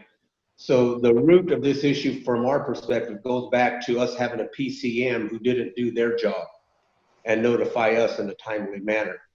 Now, I think I heard there were some corrective matters going on within them or their operation, but I mean, I'd like us to consider entertaining just getting rid of that PCM, because this was a major significant issue. And we pay them good money to not make these kind of mistakes. So from my perspective, they should be going up. Number two, having been involved in this project as Member Shank has indicated, but me from a different perspective for the past 10, 12 years, it just troubles me that we keep making, I won't say excuses, but we keep saying, oh, we're going to make this change now, we're going to do better. And it just seems that ship has sailed. We're not the first people to construct a project in this country. And it just seems like we keep saying we're going to do better, we're going to put some new things in place. And I don't know if these new changes are for Avenue or Road 27, or if all these changes are being made and quality control measures put into place throughout our system, because we're building structures up and down the alignment. My question more is this, and maybe Mr. Chairman, it's for you and for Brian, but I'm ready to start moving towards shifting the oversight and management of these structures to Caltrans. I think Caltrans has the expertise, and yes, I know they're not perfect, but it just seems we keep hearing excuses as opposed to, we're going to fix this and it's not going to happen again. I'd like to, at some point at a future maybe meeting, start discussing about how we pivot or shift a lot of these contract oversight, project management oversight activities to Caltrans, because I think they have more of a proven record to get these things done. Thank you. Thank you, Director Perea. Mr. Kelly? A couple of things, Mr. Perea. I appreciate your comments. And I want to say I very much appreciate Andre Boutros' comments, because he and I have gone through, and Mr. Gilmedi, an experience similar to this on a bunch of missteps relative to the Bay Bridge. We all lived through that. I lived through that when I was the Secretary of Transportation. And Andre lived through it when he served on the Toll Bridge Oversight Committee, and certainly Jim lived through it as the commissioner on the California Transportation Commission.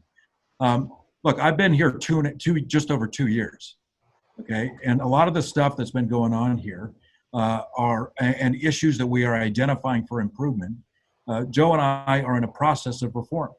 And just to give you the most recent example, we just went through a budget experience where we are in the process of shifting out more than 100 consultants on issues and increasing state staff by 88, so that we are shifting some of that oversight authority in process.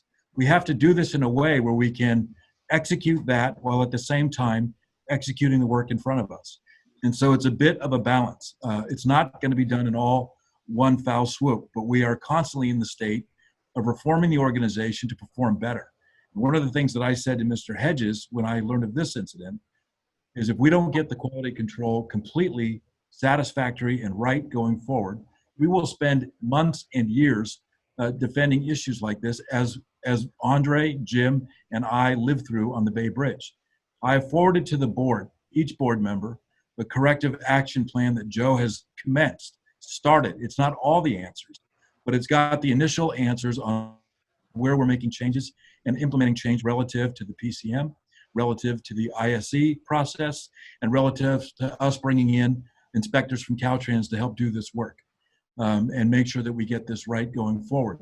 I want to say something, at the very outset, I said I've seen this before, but that does not mean it is either common or acceptable. It is neither common nor acceptable what happened here. This is a problem.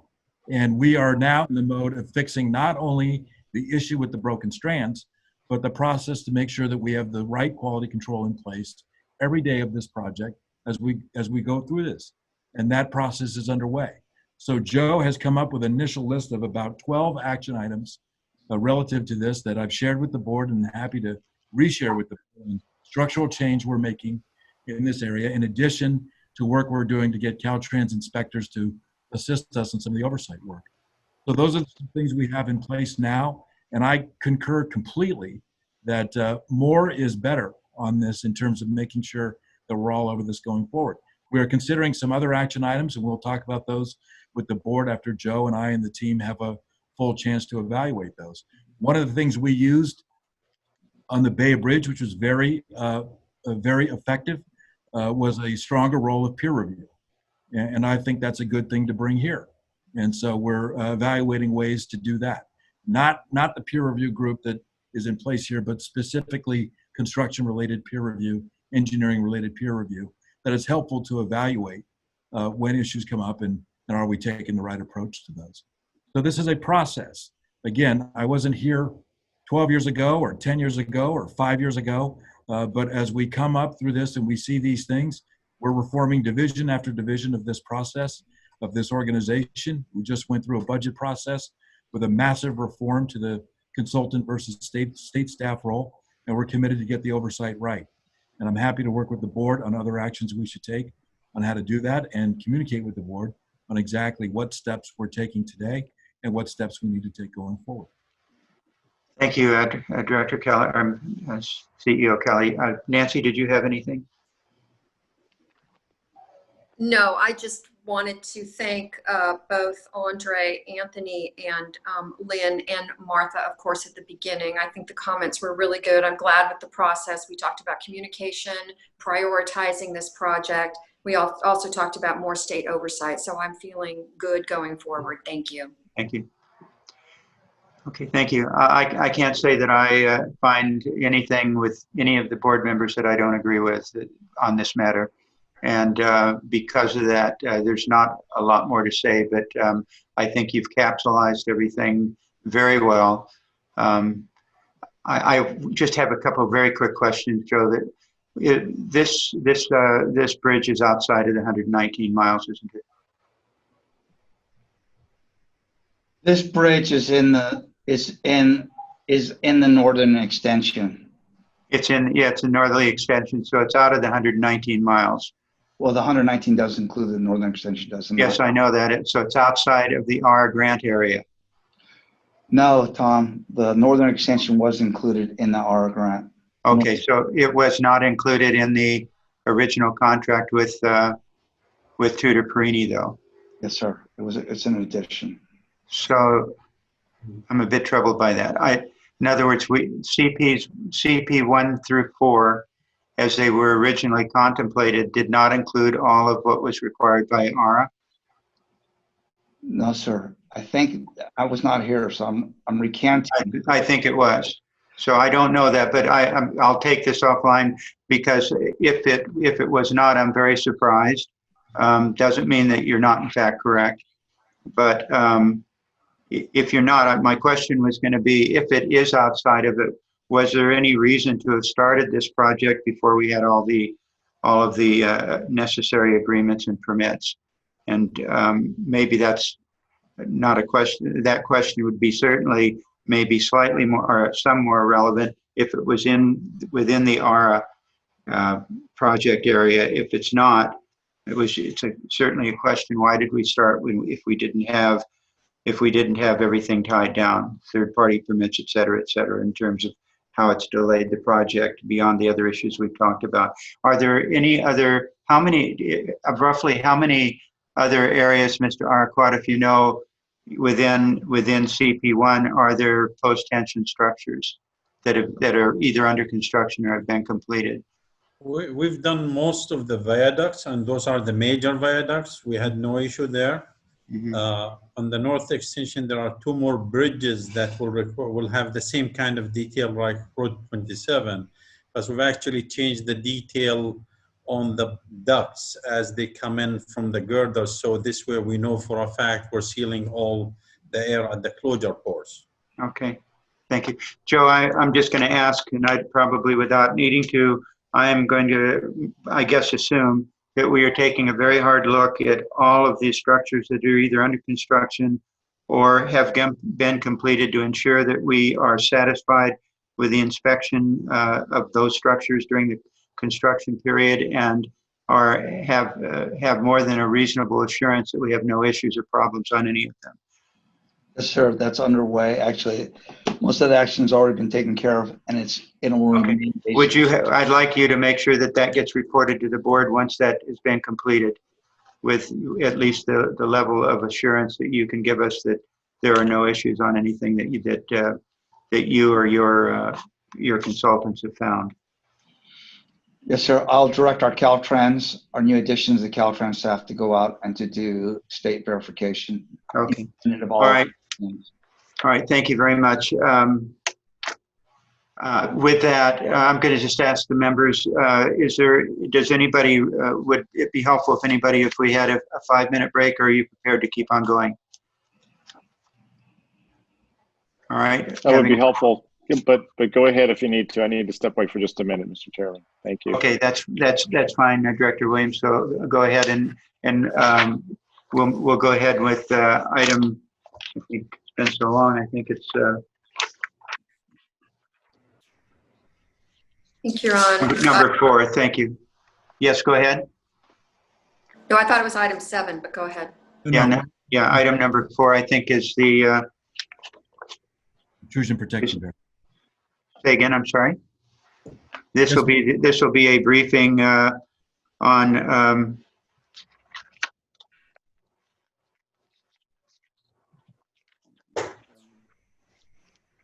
Mr. Chairman. I know I see you there, Frank. So I know that so this will be on the intrusion protective barriers, and this will be presented again by Joe Hedges and Frank Vaca. Did you want to say something first, Brian? On this one. Again, this is something I wanted to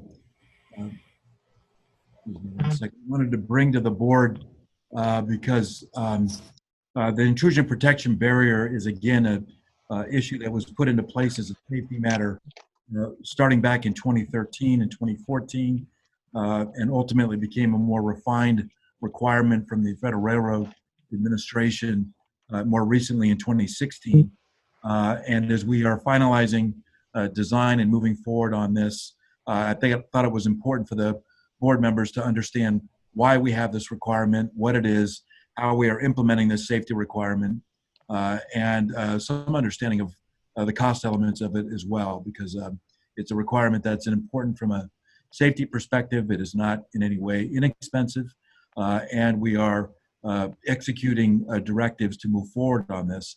And so I think it was very important for you all to be briefed on what this requirement is, how we are implementing it here at the authority, and what's to come in the future relative to including the intrusion protection barrier on the work that we have going forward. So with that, I'm happy to push it over to Frank Vaca and Joe Hedges to do the presentation. Okay. Thank you, Mr. Kelly. Thank you. Frank? Okay. Well, thank you, Mr. Chairman and members of the board. I'm Frank Vaca, Chief of Rail Operations, and we'll talk.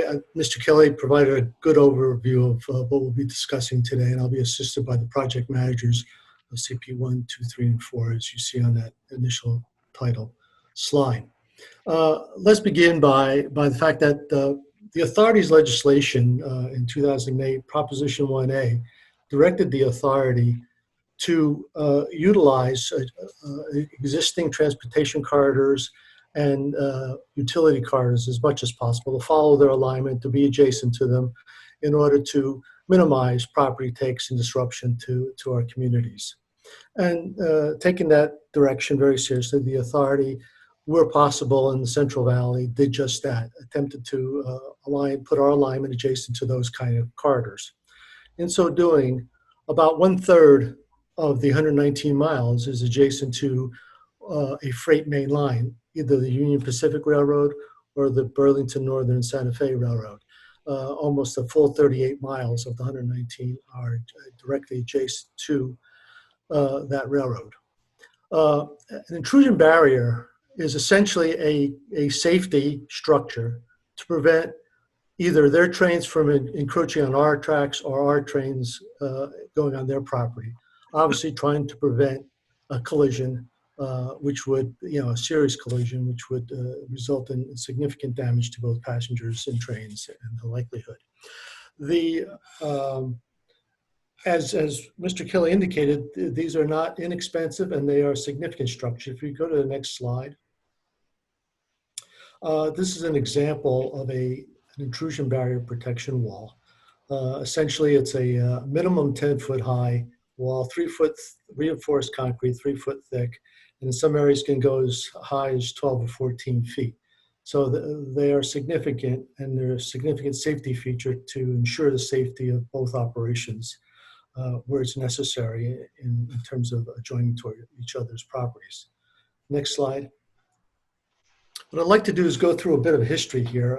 Essentially, the FRA, Federal Railroad Administration, was concerned about adjoining properties for freight and high-speed rail. And in fact, in the mid-1990s, contract with Parsons Brinckerhoff to do some initial review of historical data for freight derailments in the U.S.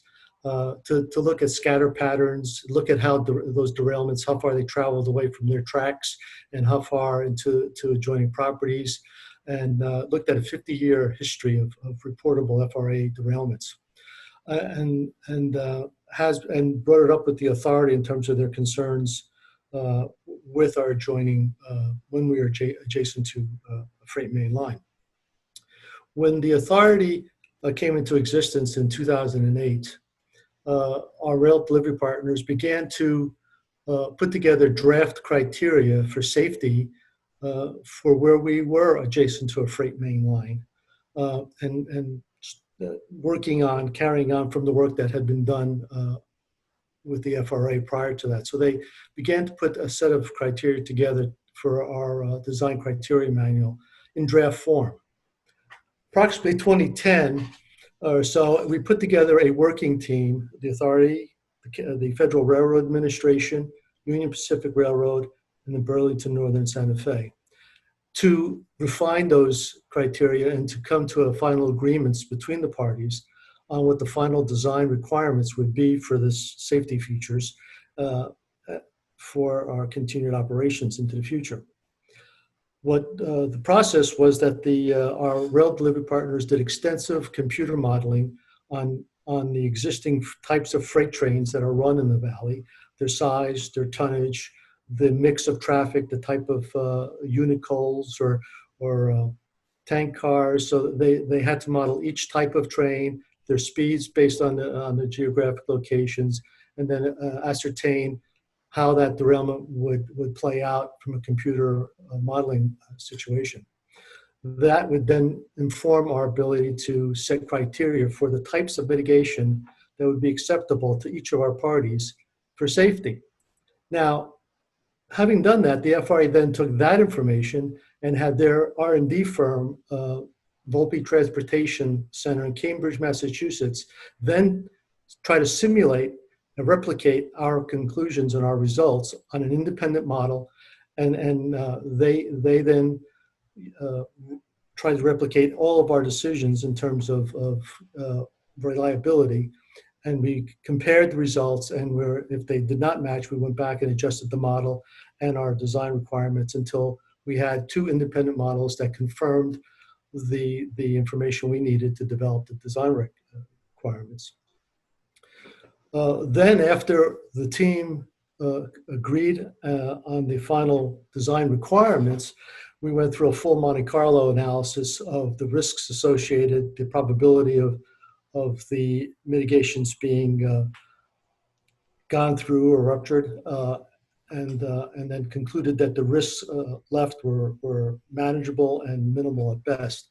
This whole process took to December of 2016 to finalize. At the end of 2016, we have signed agreements with the freight railroads and a letter of concurrence from the FRA on the process and the results of that process where we can move forward. This was a long and arduous process because it's unique in the world. North America did not have any requirements for this kind of intrusion protection because we had no high-speed rail systems at 220 miles an hour. The rest of the world does not operate freight trains like the United States in terms of tonnage and speeds and mixes, and no need for that requirement internationally. So California had to take the lead and establish the fundamental requirements for this protective barrier when you're adjacent to these freight corridors. Keep in mind that the FRA does not have requirements for the intrusion barrier, but they also do not have specific requirements for high-speed rail systems above 125 miles an hour. They govern the higher speed railroad requirements through a rule of particular applicability, where the rules will be set based on the system that we build, unique to our systems. And the FRA clearly identified early on that the mitigation for adjacent corridors would be part of our rule of particular applicability. And the results in our final requirements here will be part of that rule of particular applicability for our operation going forward once we're ready to finalize that with the Federal Railroad Administration. Between the final agreements in December of 2016 and just this past summer, the freight railroads and the authority worked closely with the design builders to try to find design variations of designs to reduce the cost and to reduce our cost mitigations in this area. And there's extensive work that was done in trying to do value engineering on the final results, and that was concluded at the end of June. The implications here are, though, is that CP 1, 2, 3, and 4 contracts in the Valley the NTPs were let in 2013, 2014, and very early in 2016. Consequently, we did not have the final design requirements for them to design and implement at that time frame. We did have the draft requirements, and we did make the draft requirements part of their contracts. However, as was true when those contracts were let, as a result of the ARA funding objectives and deadlines, we did not have all the property in hand at that time. We didn't have the third-party agreements completed. We did not have the freight agreements completed at that time, and we did not have, unfortunately, the final requirements for our intrusion protection walls. And so we went with the drafts, knowing that when the final was done, we'd have to then compare and make whatever changes we needed with those contracts to implement same. Next slide, please. As I said, and repeating, it was a collaborative effort that took over 7 or 8 years with the FRA, High-Speed Rail Authority, and the main freight railroads. No precedents around the world for this kind of intrusion protection. Full Monte Carlo analysis after the model, two independent model runs and negotiations with all the parties to get to the final safety features. So initially, the first mitigation to adjoining properties is distance. By looking at all the work that was done in the 1990s and through the work that we've done through the past 7 or 8 years, everyone agreed that a distance of 102 feet between the freight mainline track and the high-speed line track would be the first attempt to mitigate distance, because most scatter patterns of the freight derailments will not exceed the 102 feet. And that was our draft requirement, was 102-foot distance. However, as we went through the negotiations and through the modeling, one of the issues on the distance was that the freight railroads indicated quite correctly that by taking the measurement from their freight main line, we were taking away their ability to expand and utilize their property between their freight main line and their property line, and therefore would be a form of condemnation. So the final distance requirement to preclude the need for any physical barrier evolved to 102 feet from the high-speed rail track to the freight mainline property. So that distance is now the key, that at least 102 feet or more distance would not require any physical barrier. Next slide, please. The original requirements, the draft requirements, had a number of alternatives beyond distance, such as high-speed rail embankment. We could use our embankment as the initial wall, protective wall. We could use a 10-foot deep ditch as a protective device where the freight train might fall into the ditch to prevent it to reach our property, a standalone earthen berm, or a concrete wall barrier. However, as we went through the modeling and as we went through the negotiations, the embankment, high-speed rail embankment was eliminated, and the 10-foot deep ditch was eliminated because they still allowed too much risk of those two elements to be violated, and too high of a safety risk for our passengers. What did remain was a standalone earthen berm. However, that berm increased from 10 feet to 12 feet, and the slopes increased to a 2-to-1. So the footprint increased dramatically. And finally, the concrete wall remained, originally was a 10-foot minimum to a 3-foot thick wall designed to withstand 400 kips or 400,000 pounds. However, that was found that need to be increased to 650 kips. So the strength increased by almost 50%, and the 10-foot became a minimum, and it varies based on the profile, site-specific profile, varying from 10 to 12 to 13 feet.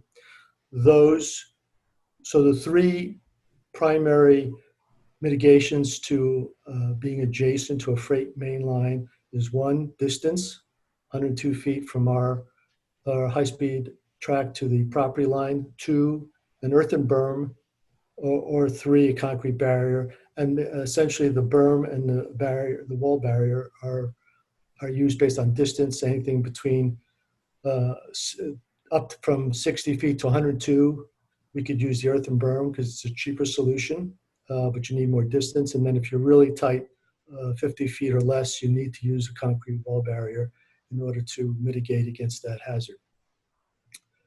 Next slide. So here you see a quick summary of the impacts between the draft design criteria for our intrusion protection and the final design criteria. The managers for each of the CPs will kind of go into more detail on these, but essentially we had to work on change 14 miles in CP1, 16 miles in CP23, and 5.5 miles in CP4 with corresponding design requirement changes. So let me introduce CP1 project manager Garth Fernandez. Well, good afternoon, Chairman Richards and members of the board. Like Frank said, I am Garth Fernandez. I am the CP1 Senior Contract Manager, and I'm going to talk to you about intrusion protection specific to the CP1 package. As you are aware, CP1 project limits runs through the heart of Fresno, paralleling the UPRR, that's the Union Pacific Railroad, and then in Madera County, it parallels the Burlington Northern Santa Fe Railroad. Due to the urban setting in Fresno, in an effort to minimize impacts to property owners and businesses, we have a very narrow constraint corridor. And the only option was the use of a concrete intrusion protection barrier. So as you look at the slide, the original contract scope had approximately about 5 miles of intrusion protection included in the contractor scope, since based on the RFP drawings that went out.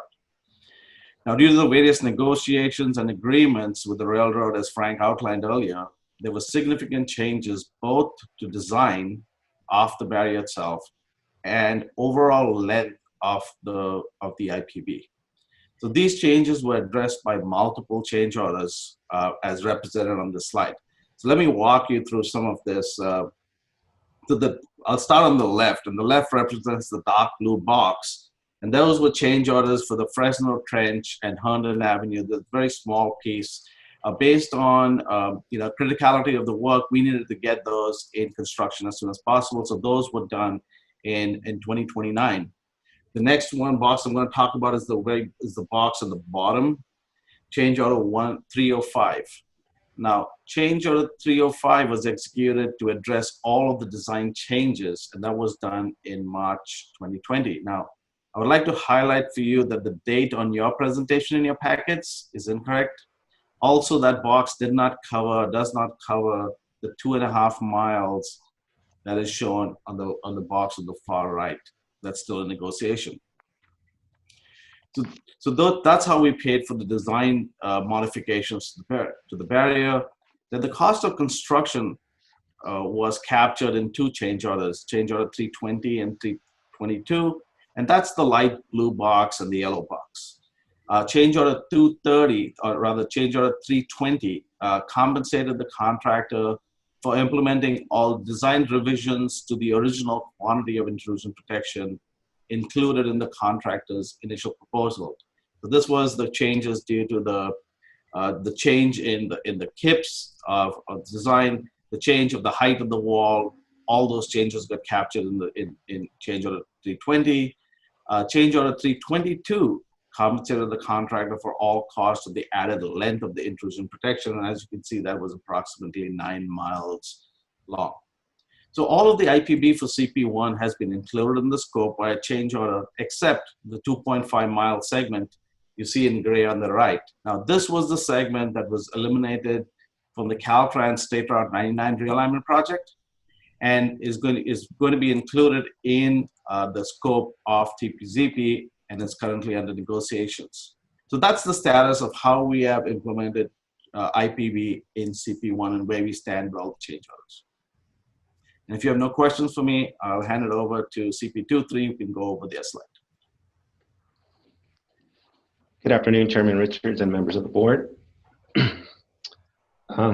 This is Ben Ruiz. I'm the contract manager for construction package 2-3.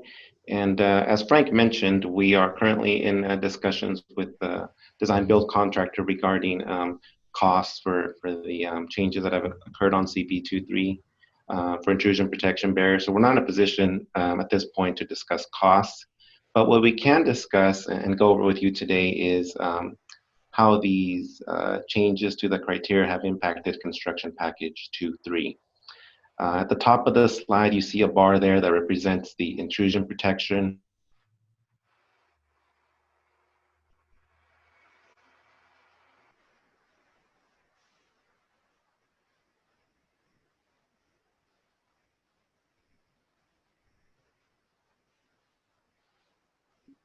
We lost him. We can't hear Yeah, him. he's frozen. Frank, are you able to, oh, there he is. He's moving We now. can't hear at all. Yeah, he's moving now. Okay. Sorry, I lost my internet connection there for a little bit. Do I need to start back at the beginning? Just go back about, did you stop talking? No, yeah, go back about 3 minutes. Okay, sorry. I'll just start from the top. Ben Ruiz, contract manager for construction package 2-3.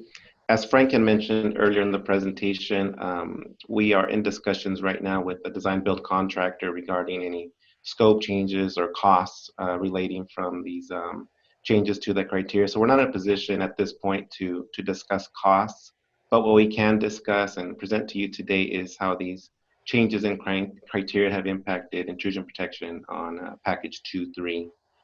The topmost bar there represents the amount of intrusion protection that was required at the beginning of CP23, approximately 20 miles, just under 20 miles, so approximately a third of the project. The orange or brownish color represents intrusion protection that could be constructed through earthwork, in other words, building berms or ditches. The gray is what would have been required out of concrete wall, reinforced concrete wall, as you saw a picture of that earlier in the presentation. As the design criteria evolved and was finalized, it became apparent that approximately 80% of the intrusion protection on CP23 would need to be built out of reinforced concrete wall, approximately 16 miles, and then approximately 3 miles out of earth berm. Through right-of-way discussions and negotiations and working with our engineering team, we were able to actually pull our alignments further away in a certain portion of on the southern end of our CP23, pull it away such that intrusion protection actually was not required. In other words, we were far enough away, 102 feet, that intrusion protection could be eliminated in that small section, approximately 3 miles. So that eliminated a small portion of intrusion protection barrier. And through further refinement of the criteria, through discussions with our design build contractor, their engineer, through Frank's team and discussions with the railroad, we were able to further design or refine the criteria such that that a majority or 80% of the intrusion protection on CP23 could be constructed via earth berm as opposed to the concrete wall. And that was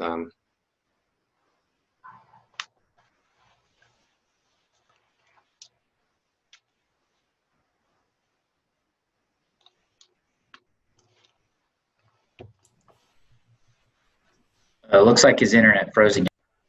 Can we move on to CP4? Yeah. Frank, are you able to carry on with what he's saying? Well, essentially, the gist is the fact that through working collaboratively here, we've got down the mitigations for CP23 to 80% earth and earth berms and 2 miles concrete wall, and they're working with contractor now to determine any cost implications there. Okay. At this point, we can go to CP4. Okay. Good afternoon. My name is Stephen Milton. I am the contract manager for CP4. Change order 39 was to change the last 1.25 miles of the project's IPB from a ditch to a berm due to the change in the IPB requirement. The next two IPB change orders were to change the IPB from a ditch to a berm and to modify the IPB on the Wasco pergola. The final IPB change orders are to modify the drainage due to the IPB change. Now that we don't have a ditch, we're going to have to go underground drainage. To change the IPB from wall to a berm, we're going to eliminate some of the walls that go back to a berm. And to get credit for the original contract's IPB ditch design, some of the dirt that was in the ditch, we need a reimbursement for. So that's what we're doing on CP4. Next slide, please. So in conclusion, I mean, the intrusion protection barriers are a major safety operation, both for the authority, for the freight railroads, and for the Federal Railroad Administration. We've worked through and resolved this legacy issue that's been outstanding from the time day one when the authority was formed. It defines the adjacent corridor safety requirements for our property, and probably will set the standard for North America in terms of adjacency.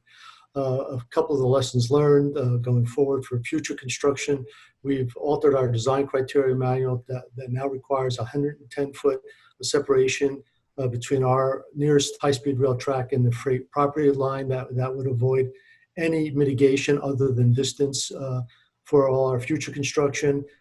But we leave open in urban areas the ability to have design variances based on cost benefit analysis, because in those urban areas, it may be beneficial both to the urban area, to the region, and from a cost perspective to build a wall in lieu of taking miles and miles of city blocks, as would have been the case in Fresno if we wanted to avoid a wall. So that option on a case-by-case basis is there. So we've set the standard, we've put this behind us, and we move forward. And we can be rest assured that we've ensured the safety of our passengers and our system going forward.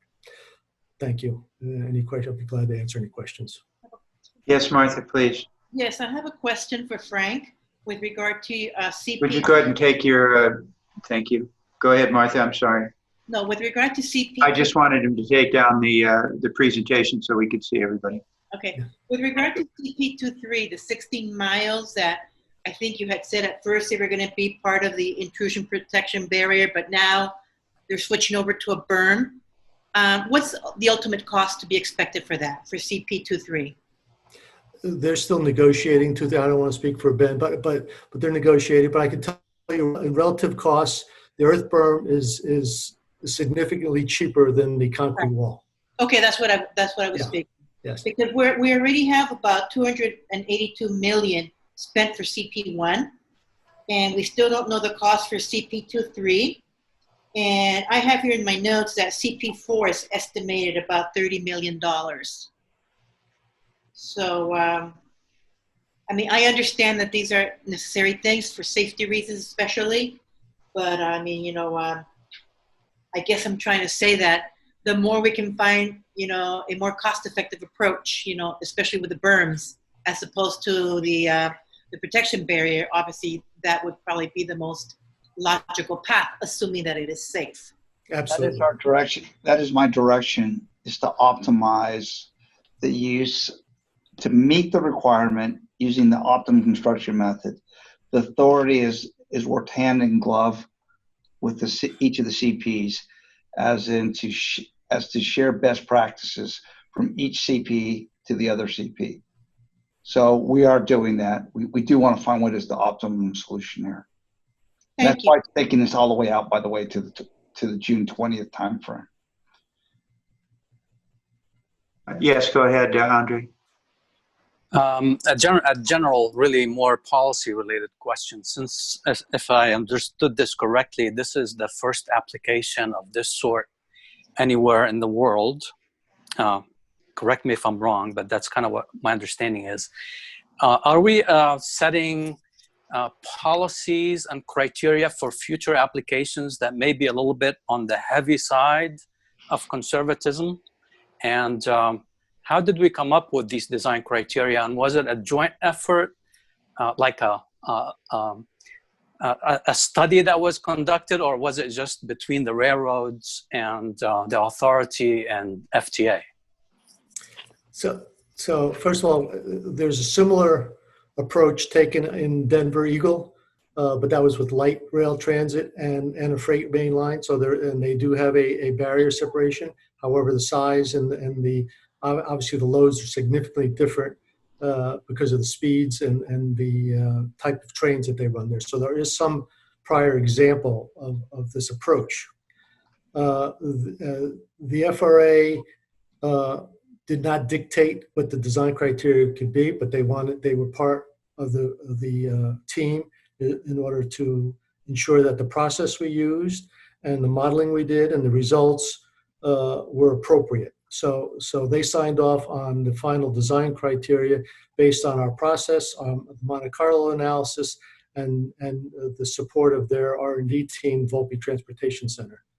And that's how we arrived at this. The Monte Carlo, the freight railroads were there to protect their corporation and their shareholders, because obviously a derailment at 220 miles an hour with 500 passengers is a significant incident. I understood. I'm just really worried about setting a precedence that will be very demanding, you know, moving forward, and whether this was really more, you know, thoughtfully put in place with some input from different industries that may have better solutions, not just really pouring a 3-foot thick wall at a 12-foot high application and saying this is really the embankment or abutment, if you would, that would prevent this train from, if you have a derailment, you still have a train going through that wall with all passengers in it. You know, that's not really a safe, that's not going to provide a safety for the train with the passenger in it. It's just a separation between two tracks, which is, to me, sounds a little bit overdone. Okay, so without going into a lot of detail, the primary focus here is on freight train derailments. Obviously, freight train derailments occur on too regularly and very often. On a high-speed rail side, we have a number of other mitigations that we do in terms of safety. And the focus was not as much on our derailment because we don't expect to have any derailments. We have primary, secondary, and even tertiary safety precautions, such as it still happens though. It's still like everything, but yeah. So we do have in our rolling stock requirement, we will have certain design requirements under the carriage of the train in order to ensure that it stays in line and on the track with clamps and other types of design features. We also have our duct banks are designed as an kind of an embankment up on the tracks to keep the train upright in line. So there are a number of mitigating factors for the high-speed rail side that we've taken into consideration for our design requirements. Although this does help the freight side, it's primarily keeping the freight away from us. Yeah, and I understand that. It's just it seems to be a little bit on the heavy side of conservatism. As I said, it's just a comment. No, I understand. There's significant structural elements, and again, in the two independent modeling to determine the forces. So, yeah, and Director Williams, did you have something? No, I apologize. I'm good. Okay, sorry. Director Scuccia, thank you. Yes, just one last follow-up question to Mr. Vaca. And that is that early on in your presentation, on page 5 of your presentation, you indicated that, I guess, when you started this, there was no precedent for these protection barriers anywhere in the world. There were no precedent. So we were basically writing the book on this. Has there been any changes to that? Is there still no guidance for us to get from other parts of the world as to how to go about dealing with these protection barriers? Yeah, in that reference, no precedence in terms of both freight loads, tonnage, and speed. So, and that's why I say no precedence, because right now we're the only place in the world that'll have 220 miles an hour high-speed rail trains adjacent to North America freight trains, which have significant tonnage different than most of the rest of the world in terms of tonnage, length of trains, and speeds. So it's unique in that feature. As I said, the Denver Eagle does have a barrier, but it's designed for light rail, street transit and freight. So this is unique in terms of tonnage and speed. All right. Thank you so much. Right. I had a question, Tom. Yes, please go ahead.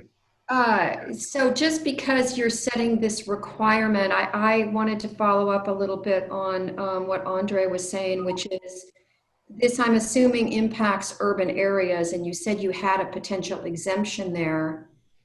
I didn't see it on the slide, but I'm wondering if it's going to cause us any problems in our extensions to Los Angeles and obviously what we're doing in San Francisco. No, this requirement is only in areas where we are traveling above 125 miles an hour. The FRA has requirements, very specific requirements in their CFRs for speeds at 125 or below. So it will not impact the both ends, our bookends at all. Right. Well, I agree with Andre that I would make that requirement or a more cost-effective solution if one is determined, something like that. Of course. So, Mr. Chair, one other comment, if I may. Yes. If this is really for a requirement for the freight lines. Has that policy been considered in light of other transportation facilities that may be adjacent to other things, that if a highway is to be widened, now all of a sudden we have to put a 10-foot high wall, 3-foot thick, to protect the freight trains from running into the highway? And has it been really looked at from a general application and out the state, not the Bay Area, and how did these agencies respond? I understand that 125 mile or whatever it was threshold, that still can come into play regardless. So I would like to kind of really be assured that the policy was really well thought out and vetted through the agencies that may be impacted down the line, that we're not setting a trap, if you would, for the lack of a better word, down the line, that other agencies will have to come up with, hundreds of millions of dollars to put some separation between them and the railroad. My only comment, board member, is that that's why the FRA puts this under the rule of particular applicability, which means it's specifically designed just for our system and for our circumstance and for the combination of our physical characteristics. So it should not apply to anything other than our physical system in terms of our rule of particular applicability. But I understand your concern. Thank you. So I guess are we to understand then that the agreements with the railroads and FRA were completed in 2016? December of 2016, that is correct. Okay. And what have we been doing since to try to, is what we're seeing in CP4 the effort to try to mitigate some of the cost with what your representative in CP4 was talking about? Is that what we're trying to mitigate the cost on this? Right. As you can see, it's quite clear in CP23 how we went from 18 miles down to about 19 down to 16, and then we reduced the wall and had 80%. So there's a lot of that design effort and cooperation to do that. Okay. But there's nothing we can do in CP1? No, it's a very difficult area because of the urbanized Fresno area. You'd be taking out miles of city block. I assume it's fair to say that probably the entire negotiation was led by the freight railroads. Is that a fair statement? Yes. Okay. Was it so? In essence, I mean, we call it a negotiation, but I assume there was very little negotiation. Well, I believe we used the engineering modeling to try to minimize the mitigation as much as possible. But when you model a 2-mile long freight train traveling at 79 miles an hour derailing, the forces are huge. And to restrain that train on their property when we're up against it, it took a huge structure to do that. Let me ask a question, Frank, and I'm sure that some of it was before you were here, but is it not fair to say that when these original design, the locations of our right-of-way and what we were contemplating designing, were we not giving consideration, since we were supposed to tuck in to existing primarily transportation right-of-ways, were we not giving any thought to the implications of intrusion between what was next to us and ourselves? Because, and was it, if that's true, is it because did you say there's nowhere else in the world that's that is saddled with these sorts of issues or problems? Well, we had a draft criteria, the RDP and those, prior to me, before I came, had anticipated that some mitigation would be necessary in order to comply with Prop 1A and hug the property line.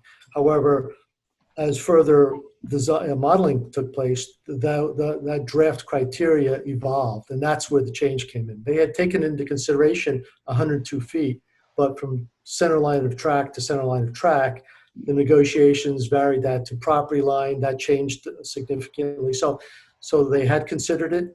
They had draft requirements, but as the modeling and the engineering and the negotiations developed, those altered, and that's what the impact is here. Now, again, in those early days, did we do modeling and engineering also?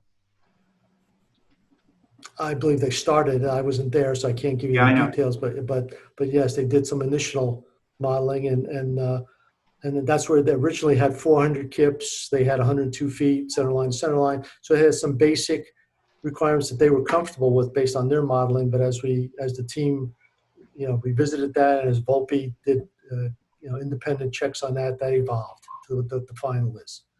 And again, the unique So feature. there's nothing in the record probably, I mean, I know you weren't there, but I assume that you look at the history when you came here. Was there anything that would indicate that there was any communication going on between, say, the RDP and the railroads to get at least a preliminary sense of what their positions might be?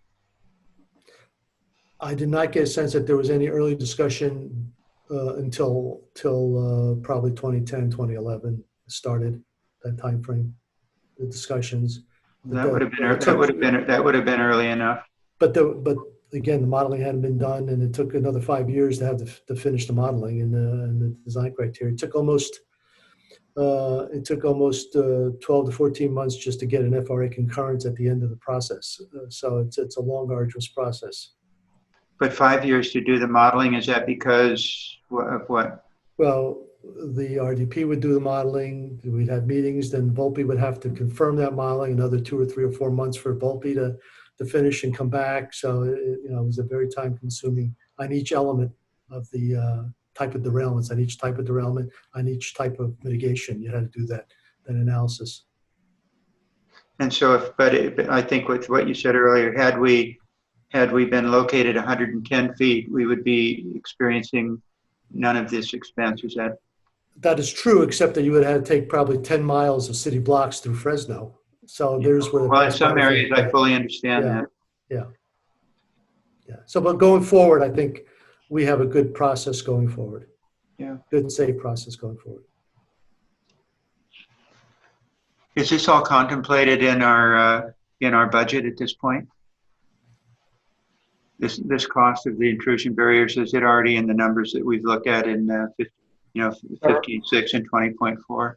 Sure. Yeah, go ahead, Joe. I'm sorry, Frank, that's probably Joe's. That's okay. Currently, as reported by Brian Annis right now, is that we have about 475. Our current is probably expended almost nearly 400 as we currently. So it is about 75 million left in our total cumulative budget across all 3 CPs. For contingency for all 3 CPs. Sure. As indicated, my guess is that probably we do not have enough contingency. Yeah. That is being adjusted as we go forward to Rev 2, advancing the Rev 2 business plan. Brian, your face came up, so I didn't know if you wanted to say something. No, just that the. Oh, okay, I'm sorry. I didn't mean to put you on the spot here. It's just that the baseline document, the baseline budget set aside a line item contingency for this of roughly 475 million, Mr. Joe. Okay. All right. Any other questions from board members? Yes, I have one question. Sure. This goes to Frank. Frank, I toured the high-speed rail in Japan and Italy, and it seems to me that there were some type of intrusion barriers in Japan, and now I could be wrong, but so we've looked at what they have been using as well. They use a type of curbing up on the track. I believe it's more to keep their trains in line and on the track. I'm not familiar with anywhere they're trying to keep adjoining freights or anything from entering their property. So, as I said, there is some examples like the Denver Eagle. There is some examples in terms of Taiwan, in terms of when you have slab track, you have a curb, about an 8 or 10 or 12-inch curb that is actually acts as your duct bank, as a derailment containment and a walkway. We're using some of that design. So there are those variations, but I'm not aware of anything that could hold back one of our freight trains, the tonnages we run and speeds we run anywhere else.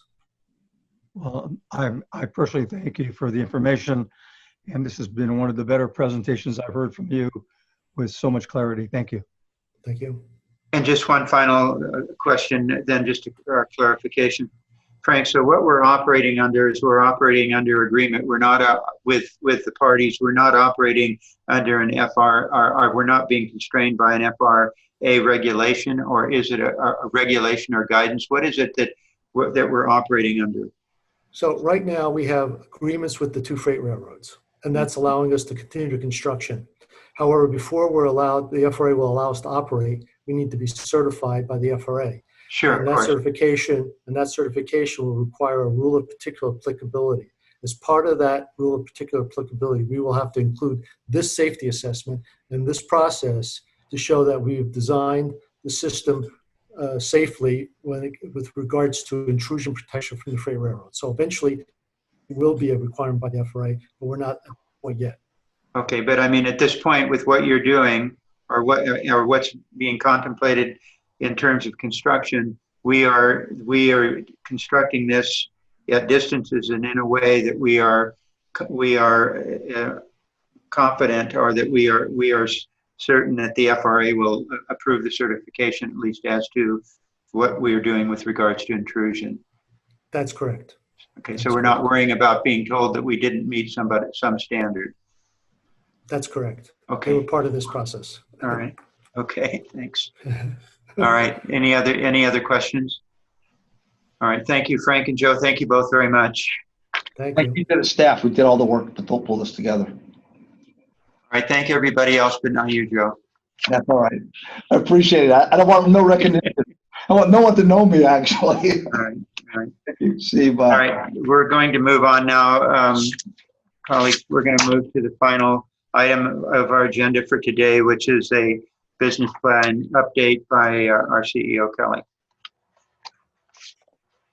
Thank you, Mr. Chairman. This is being presented in response to the request for an update on the business plan development that we are working on at the staff level. I presented or made available to the board members in the background materials both a memo on this and a PowerPoint presentation, which I will go through now. Justin, if you can move to the next slide. First, many of you are familiar with this, but just a quick recap on the requirements for our business plan. It's required every 2 years in statute. Report to the legislature on progress of the system, approach to delivering the system, updated forecasts and estimates for costs, funding, ridership, and revenues, and a schedule for the environmental clearance, and discussion of foreseeable risks, which we include in each business plan.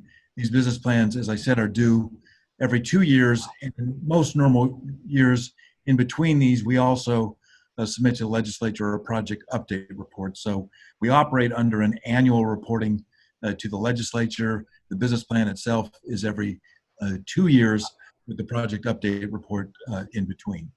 Next slide.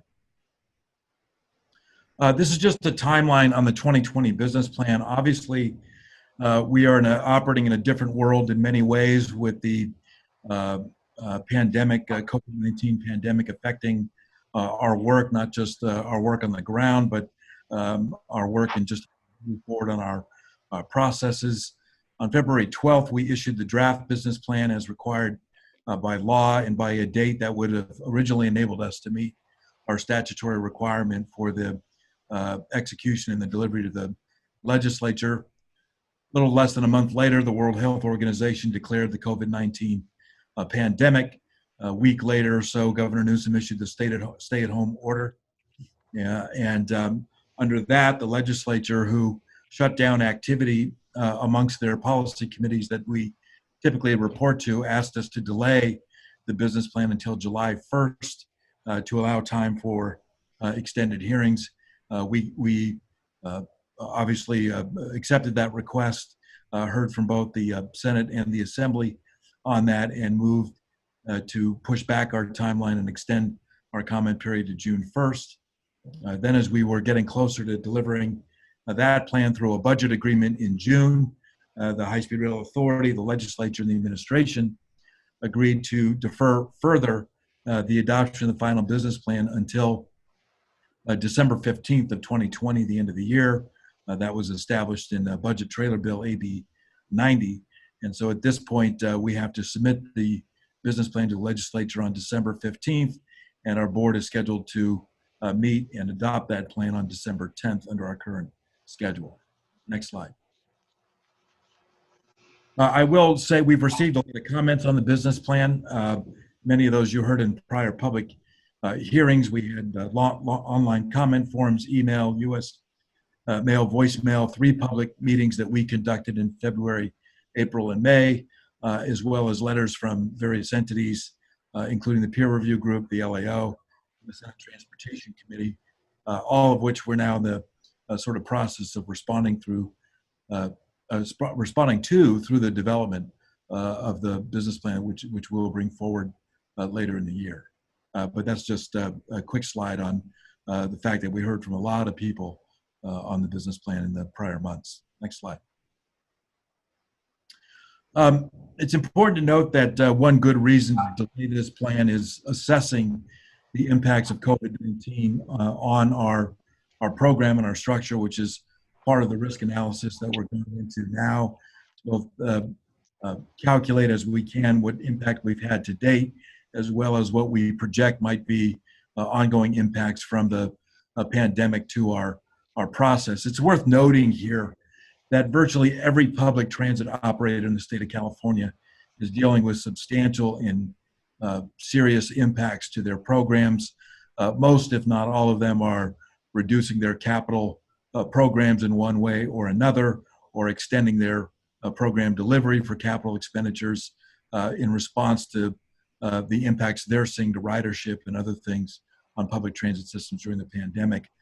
While we are not an operating entity, we are not immune from impacts. And so a couple of that I point out on this slide is, even in the financial markets that were originally roiled by the pandemic, we did have a request among our bidders for more time to prepare bids and meet bonding requirements as part of the track and systems contract. So we pushed back that time until late October. At this date, we may be considering additional moves here, but as of now, we've pushed it back to late October and would not move forward on the track and systems contract until we're into January in terms of as an authority. California courts closed or severely reduced hours, which has had some impact on those cases that were moving forward in the court process, on our right-of-way acquisition, some cases delayed by as many as 2 or 3 months, new cases taking 6 to 8 weeks instead of 2 to 3 days for just court process. Many courts have ceased or slowed down significantly any civil case actions and are operating or had been operating really on dealing with criminal activity only. And so we've certainly seen some impacts from that are undergoing our evaluation right now. I think you're most familiar with the impacts to our revenue, which at the cap and trade quarterly auction in May was extremely low. We have experienced auctions like that before, back in 2016 and 17, before the enactment of AB 398 that extended the cap and trade program by 10 years. We had back-to-back auctions that were extremely low, less than $1 million or less than $2 million in both instances.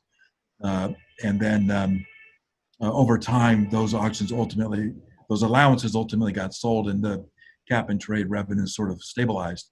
But we continue to monitor this. May was extremely low. August was a bit of a rebound in terms of the auction, and the next auction is in November. As our CFO, Brian Annis, reported to the F&A committee earlier today, typically the November auction is a little bit more robust because it's the final auction of the year under the price floor that's in place before that price is adjusted next year. And so you get a little bit more activity typically at the November auction.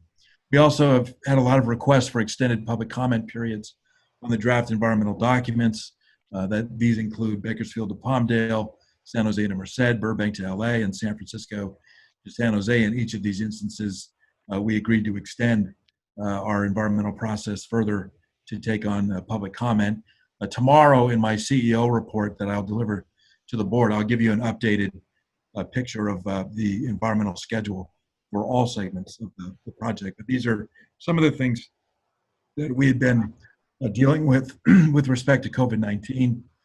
Just to add, not on this list, but while we've been able to expand the job sites and the work on the ground, there also have been impacts, snapshots in time where we had slower delivery of certain materials or equipment. We've had to quarantine workers for a period of time that also had some impacts to the delivery of our work. And so all of these are elements that we've been dealing with and are things that we are assessing as we come forward develop the next business plan. Next slide. The deferral in time also allows us to address some important, broadly important issues. We're conducting, as I said earlier, mostly tied to the COVID-19 issue, but we're using this opportunity to prepare a much more enhanced and aggressive risk assessment of the Central Valley construction to understand exactly where we are, how we've been impacted by elements of this, and that's going to inform what we're calling our baseline Rev 2 cost analysis and budget. We're preparing a risk analysis, including with our financial advisor, KPMG, a risk team that has come in that is bolstered from our prior risk team and Brian Annis's Fino shop, looking line by line at risk analysis, where we hear from the contractors what kind of risks they're seeing and what kind of impacts there might be, and our team is going through that sort of line by line, assessing that, figuring out if there's mitigation actions we can take, any management actions we can move, and then assessing exactly where we stand. And so we're really reviewing broadly 4 key areas: program schedule, scope, cost, and revenue projections that we'll bring forward. Also, continuing an evaluation, being able to express how COVID-19 has affected the program and what we need to be mindful of going forward, depending on the sort of path of the pandemic. The objective is to complete this assessment work and inform the board exactly where we stand in early November. Full assessment of the program status and options will be presented to the board in November, and the board will review the status and options and direct staff accordingly on the final business plan preparation. Again, as I said earlier, the December board meeting is set for December 10th. The business plan submittal to the legislature is required by December 15th. So there's obviously a lot to cover in a relatively short amount of time. The first most important thing is that we understand exactly where we stand in the world on these things as we provide program going forward path options to the board as soon as we can this fall. Next slide. A couple of other issues that were expressed to us by outside parties that mindful of and taking action on, mostly through the Legislative Analyst's Office and the peer review group. There was, as a way to reduce some of the risks with our proposal on any interim service in the Central Valley, was to undertake and develop a memorandum of understanding between us, the agency, CalSTA, the State Transportation Agency, and the San Joaquin JPA for exactly how our lease agreements would work and how things like operation and maintenance would be covered in the lease agreements, with JPA likely being the operator of that interim service on assets that we own. So describing that in greater detail through an MOU is something that both the LAO and the peer review group had identified, and we are underway on work on that MOU now with the San Joaquin JPA and our team to discuss how we approach some of those issues. Also, we heard from the legislature, mostly on the assembly side here, conducting the want for us to conduct a more independent peer review of our ridership forecasts, mostly tied to the side-by-side analysis that we use in response to the board request to lay out both the benefits and the sort of concerns or risks of doing the interim study versus investing dollars elsewhere in the state. We've been asked to bring in an outside party to review that ridership forecast, and we've done that. We have an outside group that we identified with the assistance of the peer review group, who's now taking on that work, evaluating the work that the ETO had put together for that side-by-side analysis, and will sort of make a reasonableness determination on the ridership factors that we utilize to prepare that analysis. So that's underway in real time as well. Next slide. Oh, I guess that's the sort of totality of this. Again, there's a lot that we discuss in the business plan, but these are the things that we are going through an evaluation on now. taking into account the comments that we've heard on this. Again, I will do a subject matter update at the October hearing as well. But as a matter of the work that we're doing at the staff level now and where we stand, that's kind of the work we have underway. And again, we come forward and we'll report to the board both in October and November about where things stand. With that, I'm certainly happy to answer any questions. Thank you, Brian.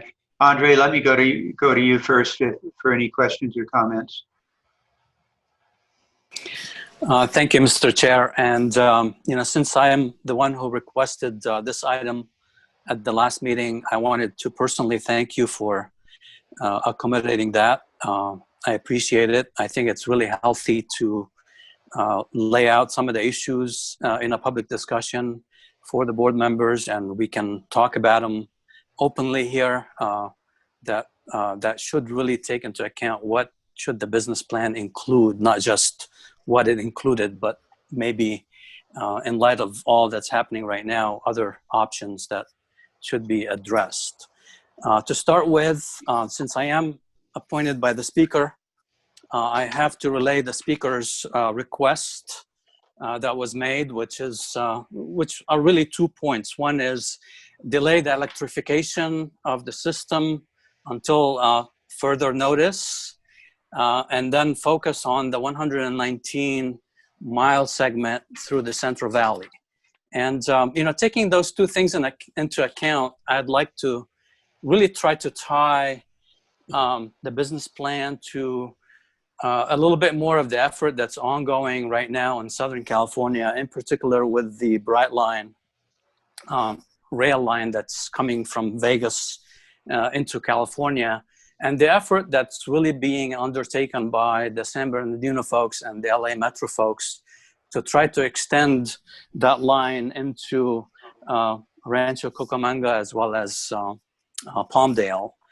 If they're able to secure the funding. I think this brings a really great opportunity for High Speed Rail Authority to reevaluate the approach that we're taking and whether we should really focus on trying to support those extensions from a statewide perspective by really refocusing some of the efforts that are ongoing in the business plan. So if we limit the business plan to the 119-mile segment, look at deferring the electrification, and look for ways where we can put some of the resources that are available into moving those really critical elements in Southern California to fruition, at least by focusing on some activities between the Burbank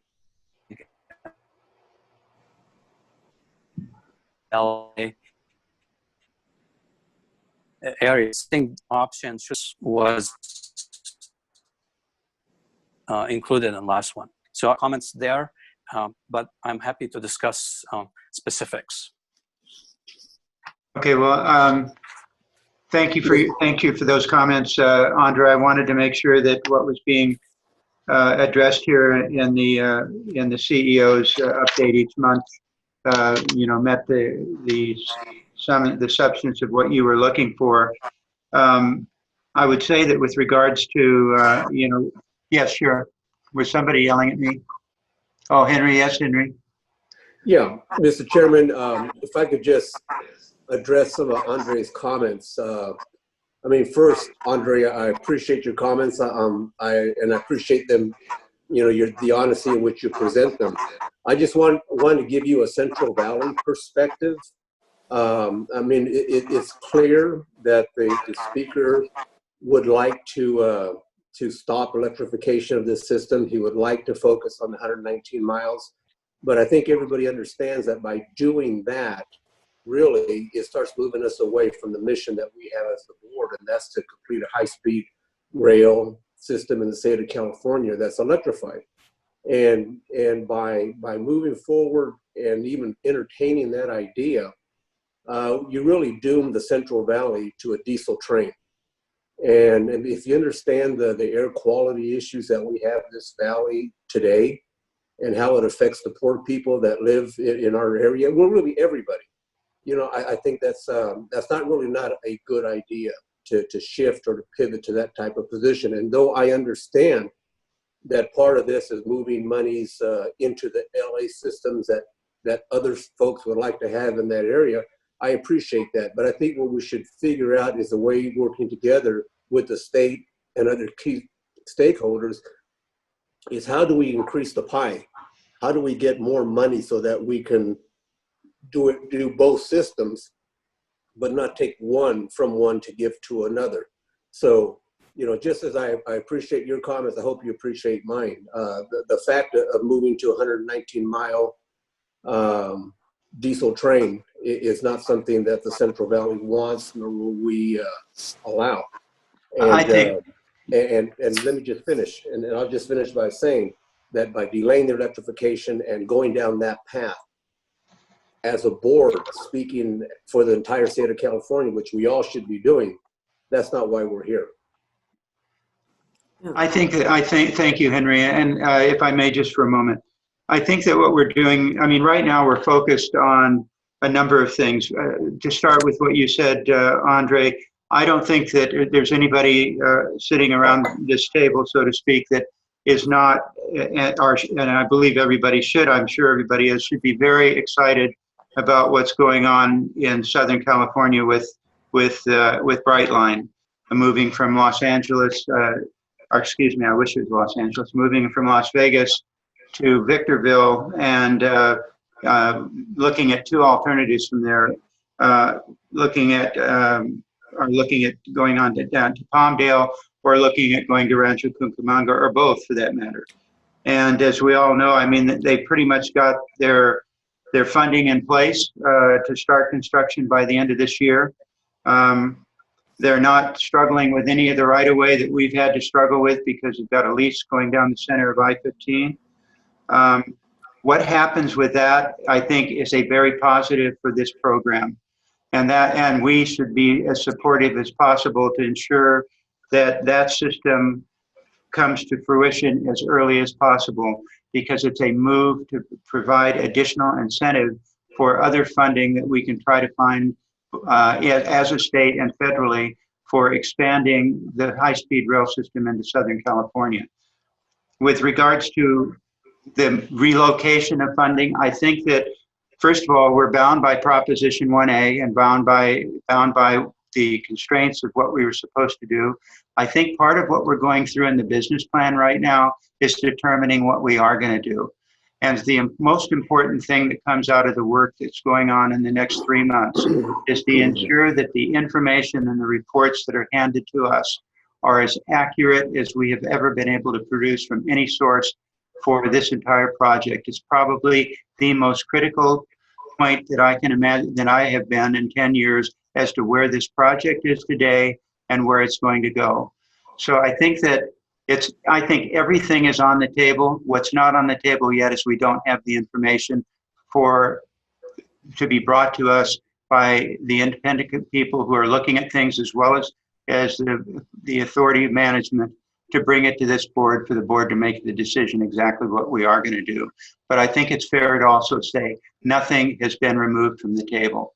I think that's really what I'm asking for, Mr. Chair, is that this be on the table, be included in the evaluation, be included in the potential alternatives that the business plan lays out. I know we're looking at funding and looking at schedule and looking at delivery risks. I think the fact of the matter is we are at a risk for a financial,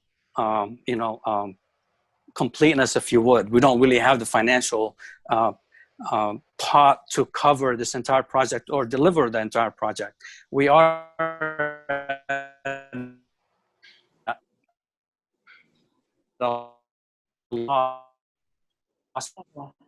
from what you do is it's been freezing all day, and lay out some of the I'm sorry.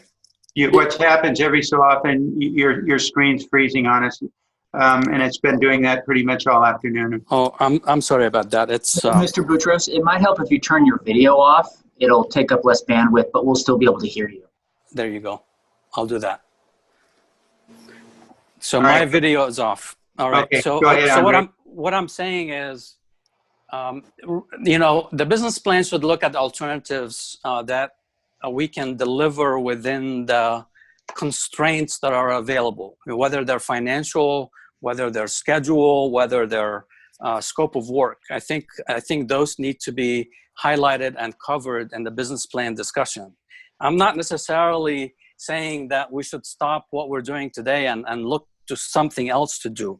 What I'm saying is we need to look at what are the available resources that we have, look at those related to the 119-mile segment, and if there are additional resources that are available, we should look to taking really advantage of a huge endeavor that's really happening in Southern California and become a partner in that effort.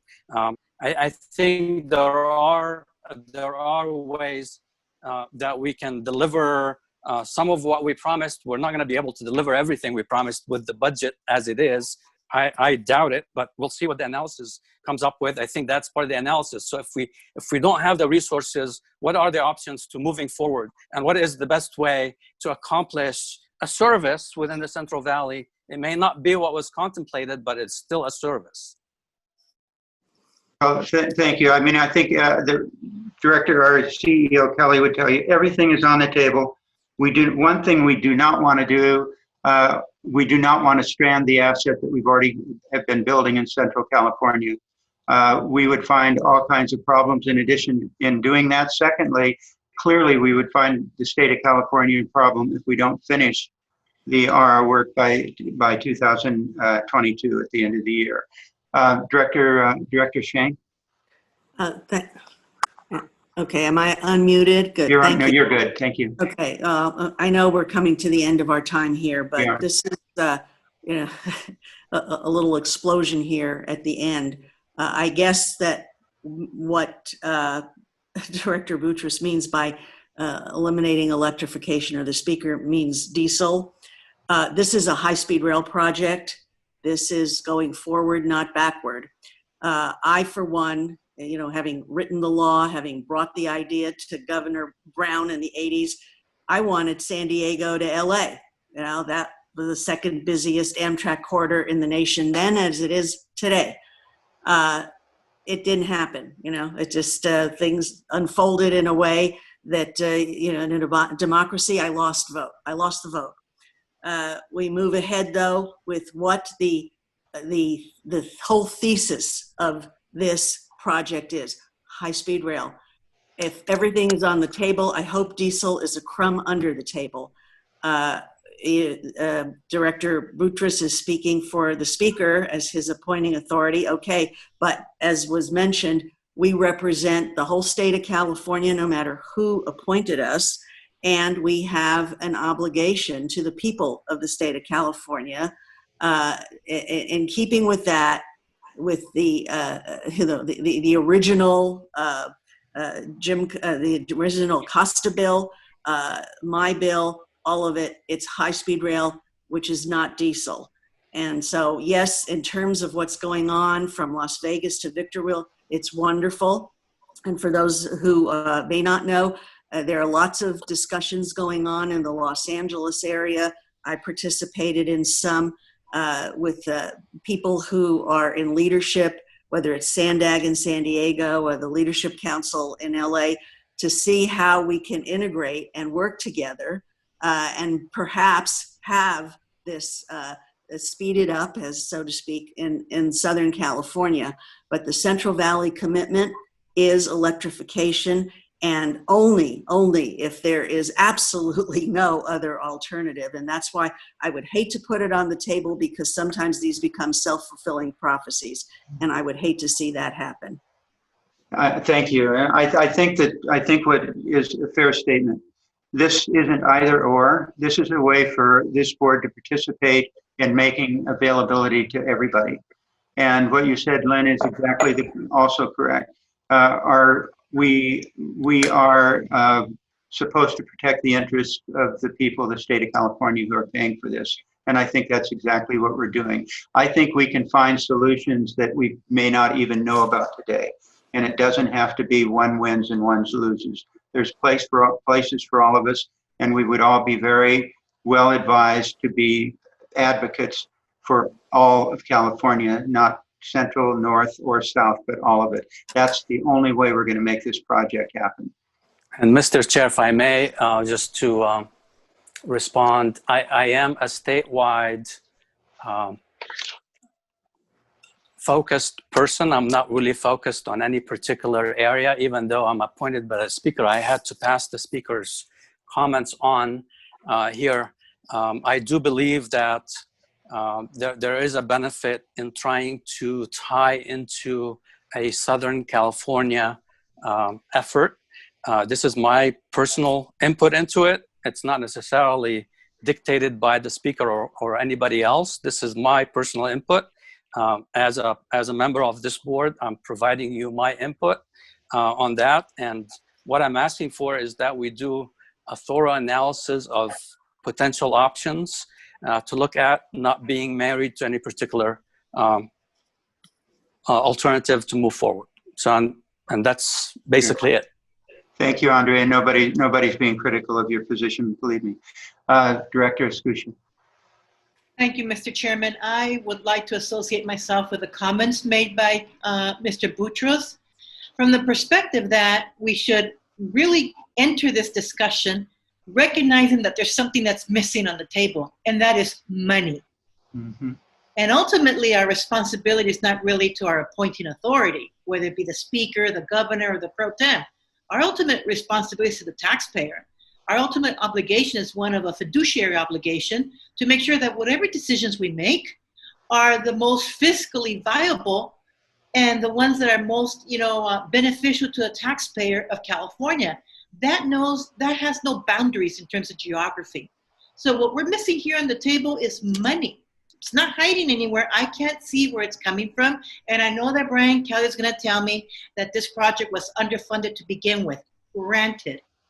But however, we seem to be going down a path of making certain assumptions that we got to go down the path of whatever, electrification, as a way of getting to where we need to get. I think the only thing that I think Andre is suggesting is that there are no sacred cows. There should never be any sacred cow in terms of discussion. And I think it helps us make more informed decisions when we have, say, a business plan that says option 1, full electrification. Option 2, partial electrification. Option 3, no electrification. I mean, what is wrong with having an analysis of those type of 3 different scenarios? Everybody right now in the U.S. is changing their economic assessment as families, as industries, you name it, as a result of COVID.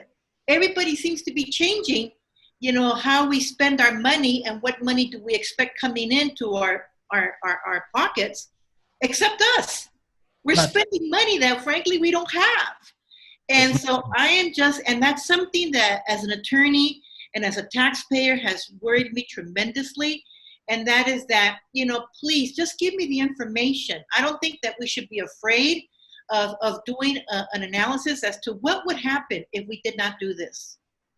I don't think we should be afraid of saying what would happen if we only partially electrified. And maybe we should also do an analysis. What would happen if we sent some of the money down to Southern California and to Northern California? Is the world going to come to an end? No. Let's be blunt about it. This is a political decision. And let's be blunt about it. And let me remind you again, we have to go back to the state legislature for money. So I'm just saying that there are different ways to skin a cat. And we just have got to, be flexible enough, at least in our mind, to be able to maybe suspend judgment in order to get an analysis that reflects no sacred cows. Mr. Chairman. Thank you. Yes, Mr. Kelly. I think it's worthwhile to remind the board where we've been and where we are.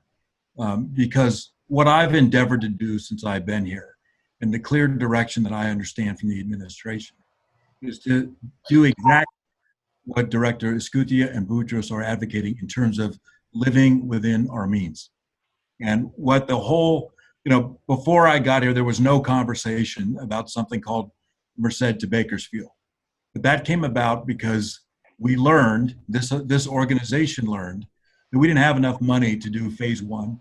We didn't have enough money to do valley to valley. And so the question was, what can we do that's meaningful with what we have? Understanding too, that we are starting in a place of the state that is already in construction. And our moral obligation is to leave that area with value, with some value when the work is done. And so we looked at the monies we had, what's available, the incremental amount that we're talking about between the 119 must-do work, the environmental documents that need to be cleared completely, and the bookend projects that we've already completed. That incremental amount that's left after all of that is what we're talking about. What are we doing with that? And what we pitched in February to the board as a recommendation was to use that incremental amount to extend what we have going in the valley, electrify it, and get an interim service in place for two reasons. One, it gives value to the valley where the work had started, to the communities that have been putting up with the disruption of construction for nearly a decade now. And it left the valley with an operating segment of electrified high-speed rail so that Californians can see the benefit of it and experience the benefit of it. And that's what we pitched as a recommended item in the draft document in February of 2020. And one of the things that occurred since then was a global pandemic that has had an unbelievable impact on the world. Not just us, but transit operators, financial markets, and you're seeing unemployment all over the place skyrocketing because of it. So the question coming back to us now is, at least my perspective as the person who's supposed to put together options for you all to consider, is where are we now? Where are we now after this impact from a global pandemic? Where does it leave us? And what are the best options for that?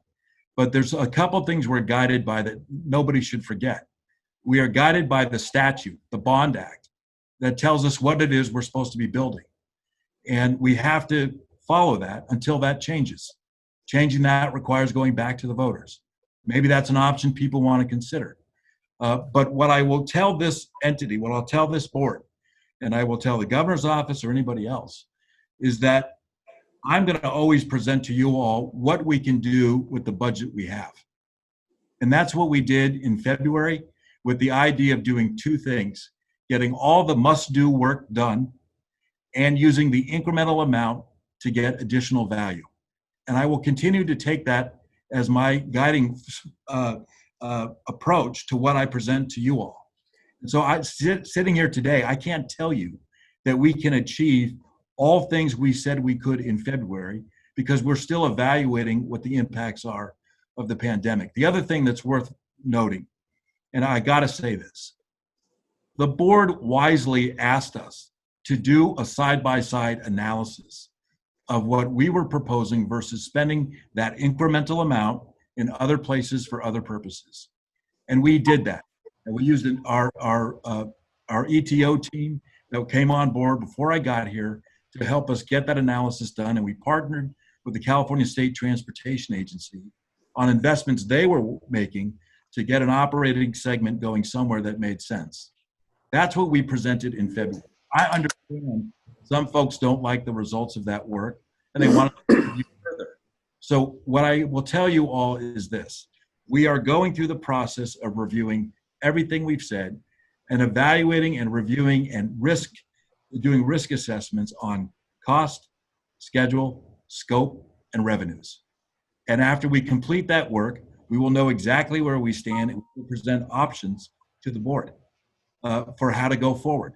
But the business plan itself is not an expression of additional option. It is for the board what we think we want to do going forward.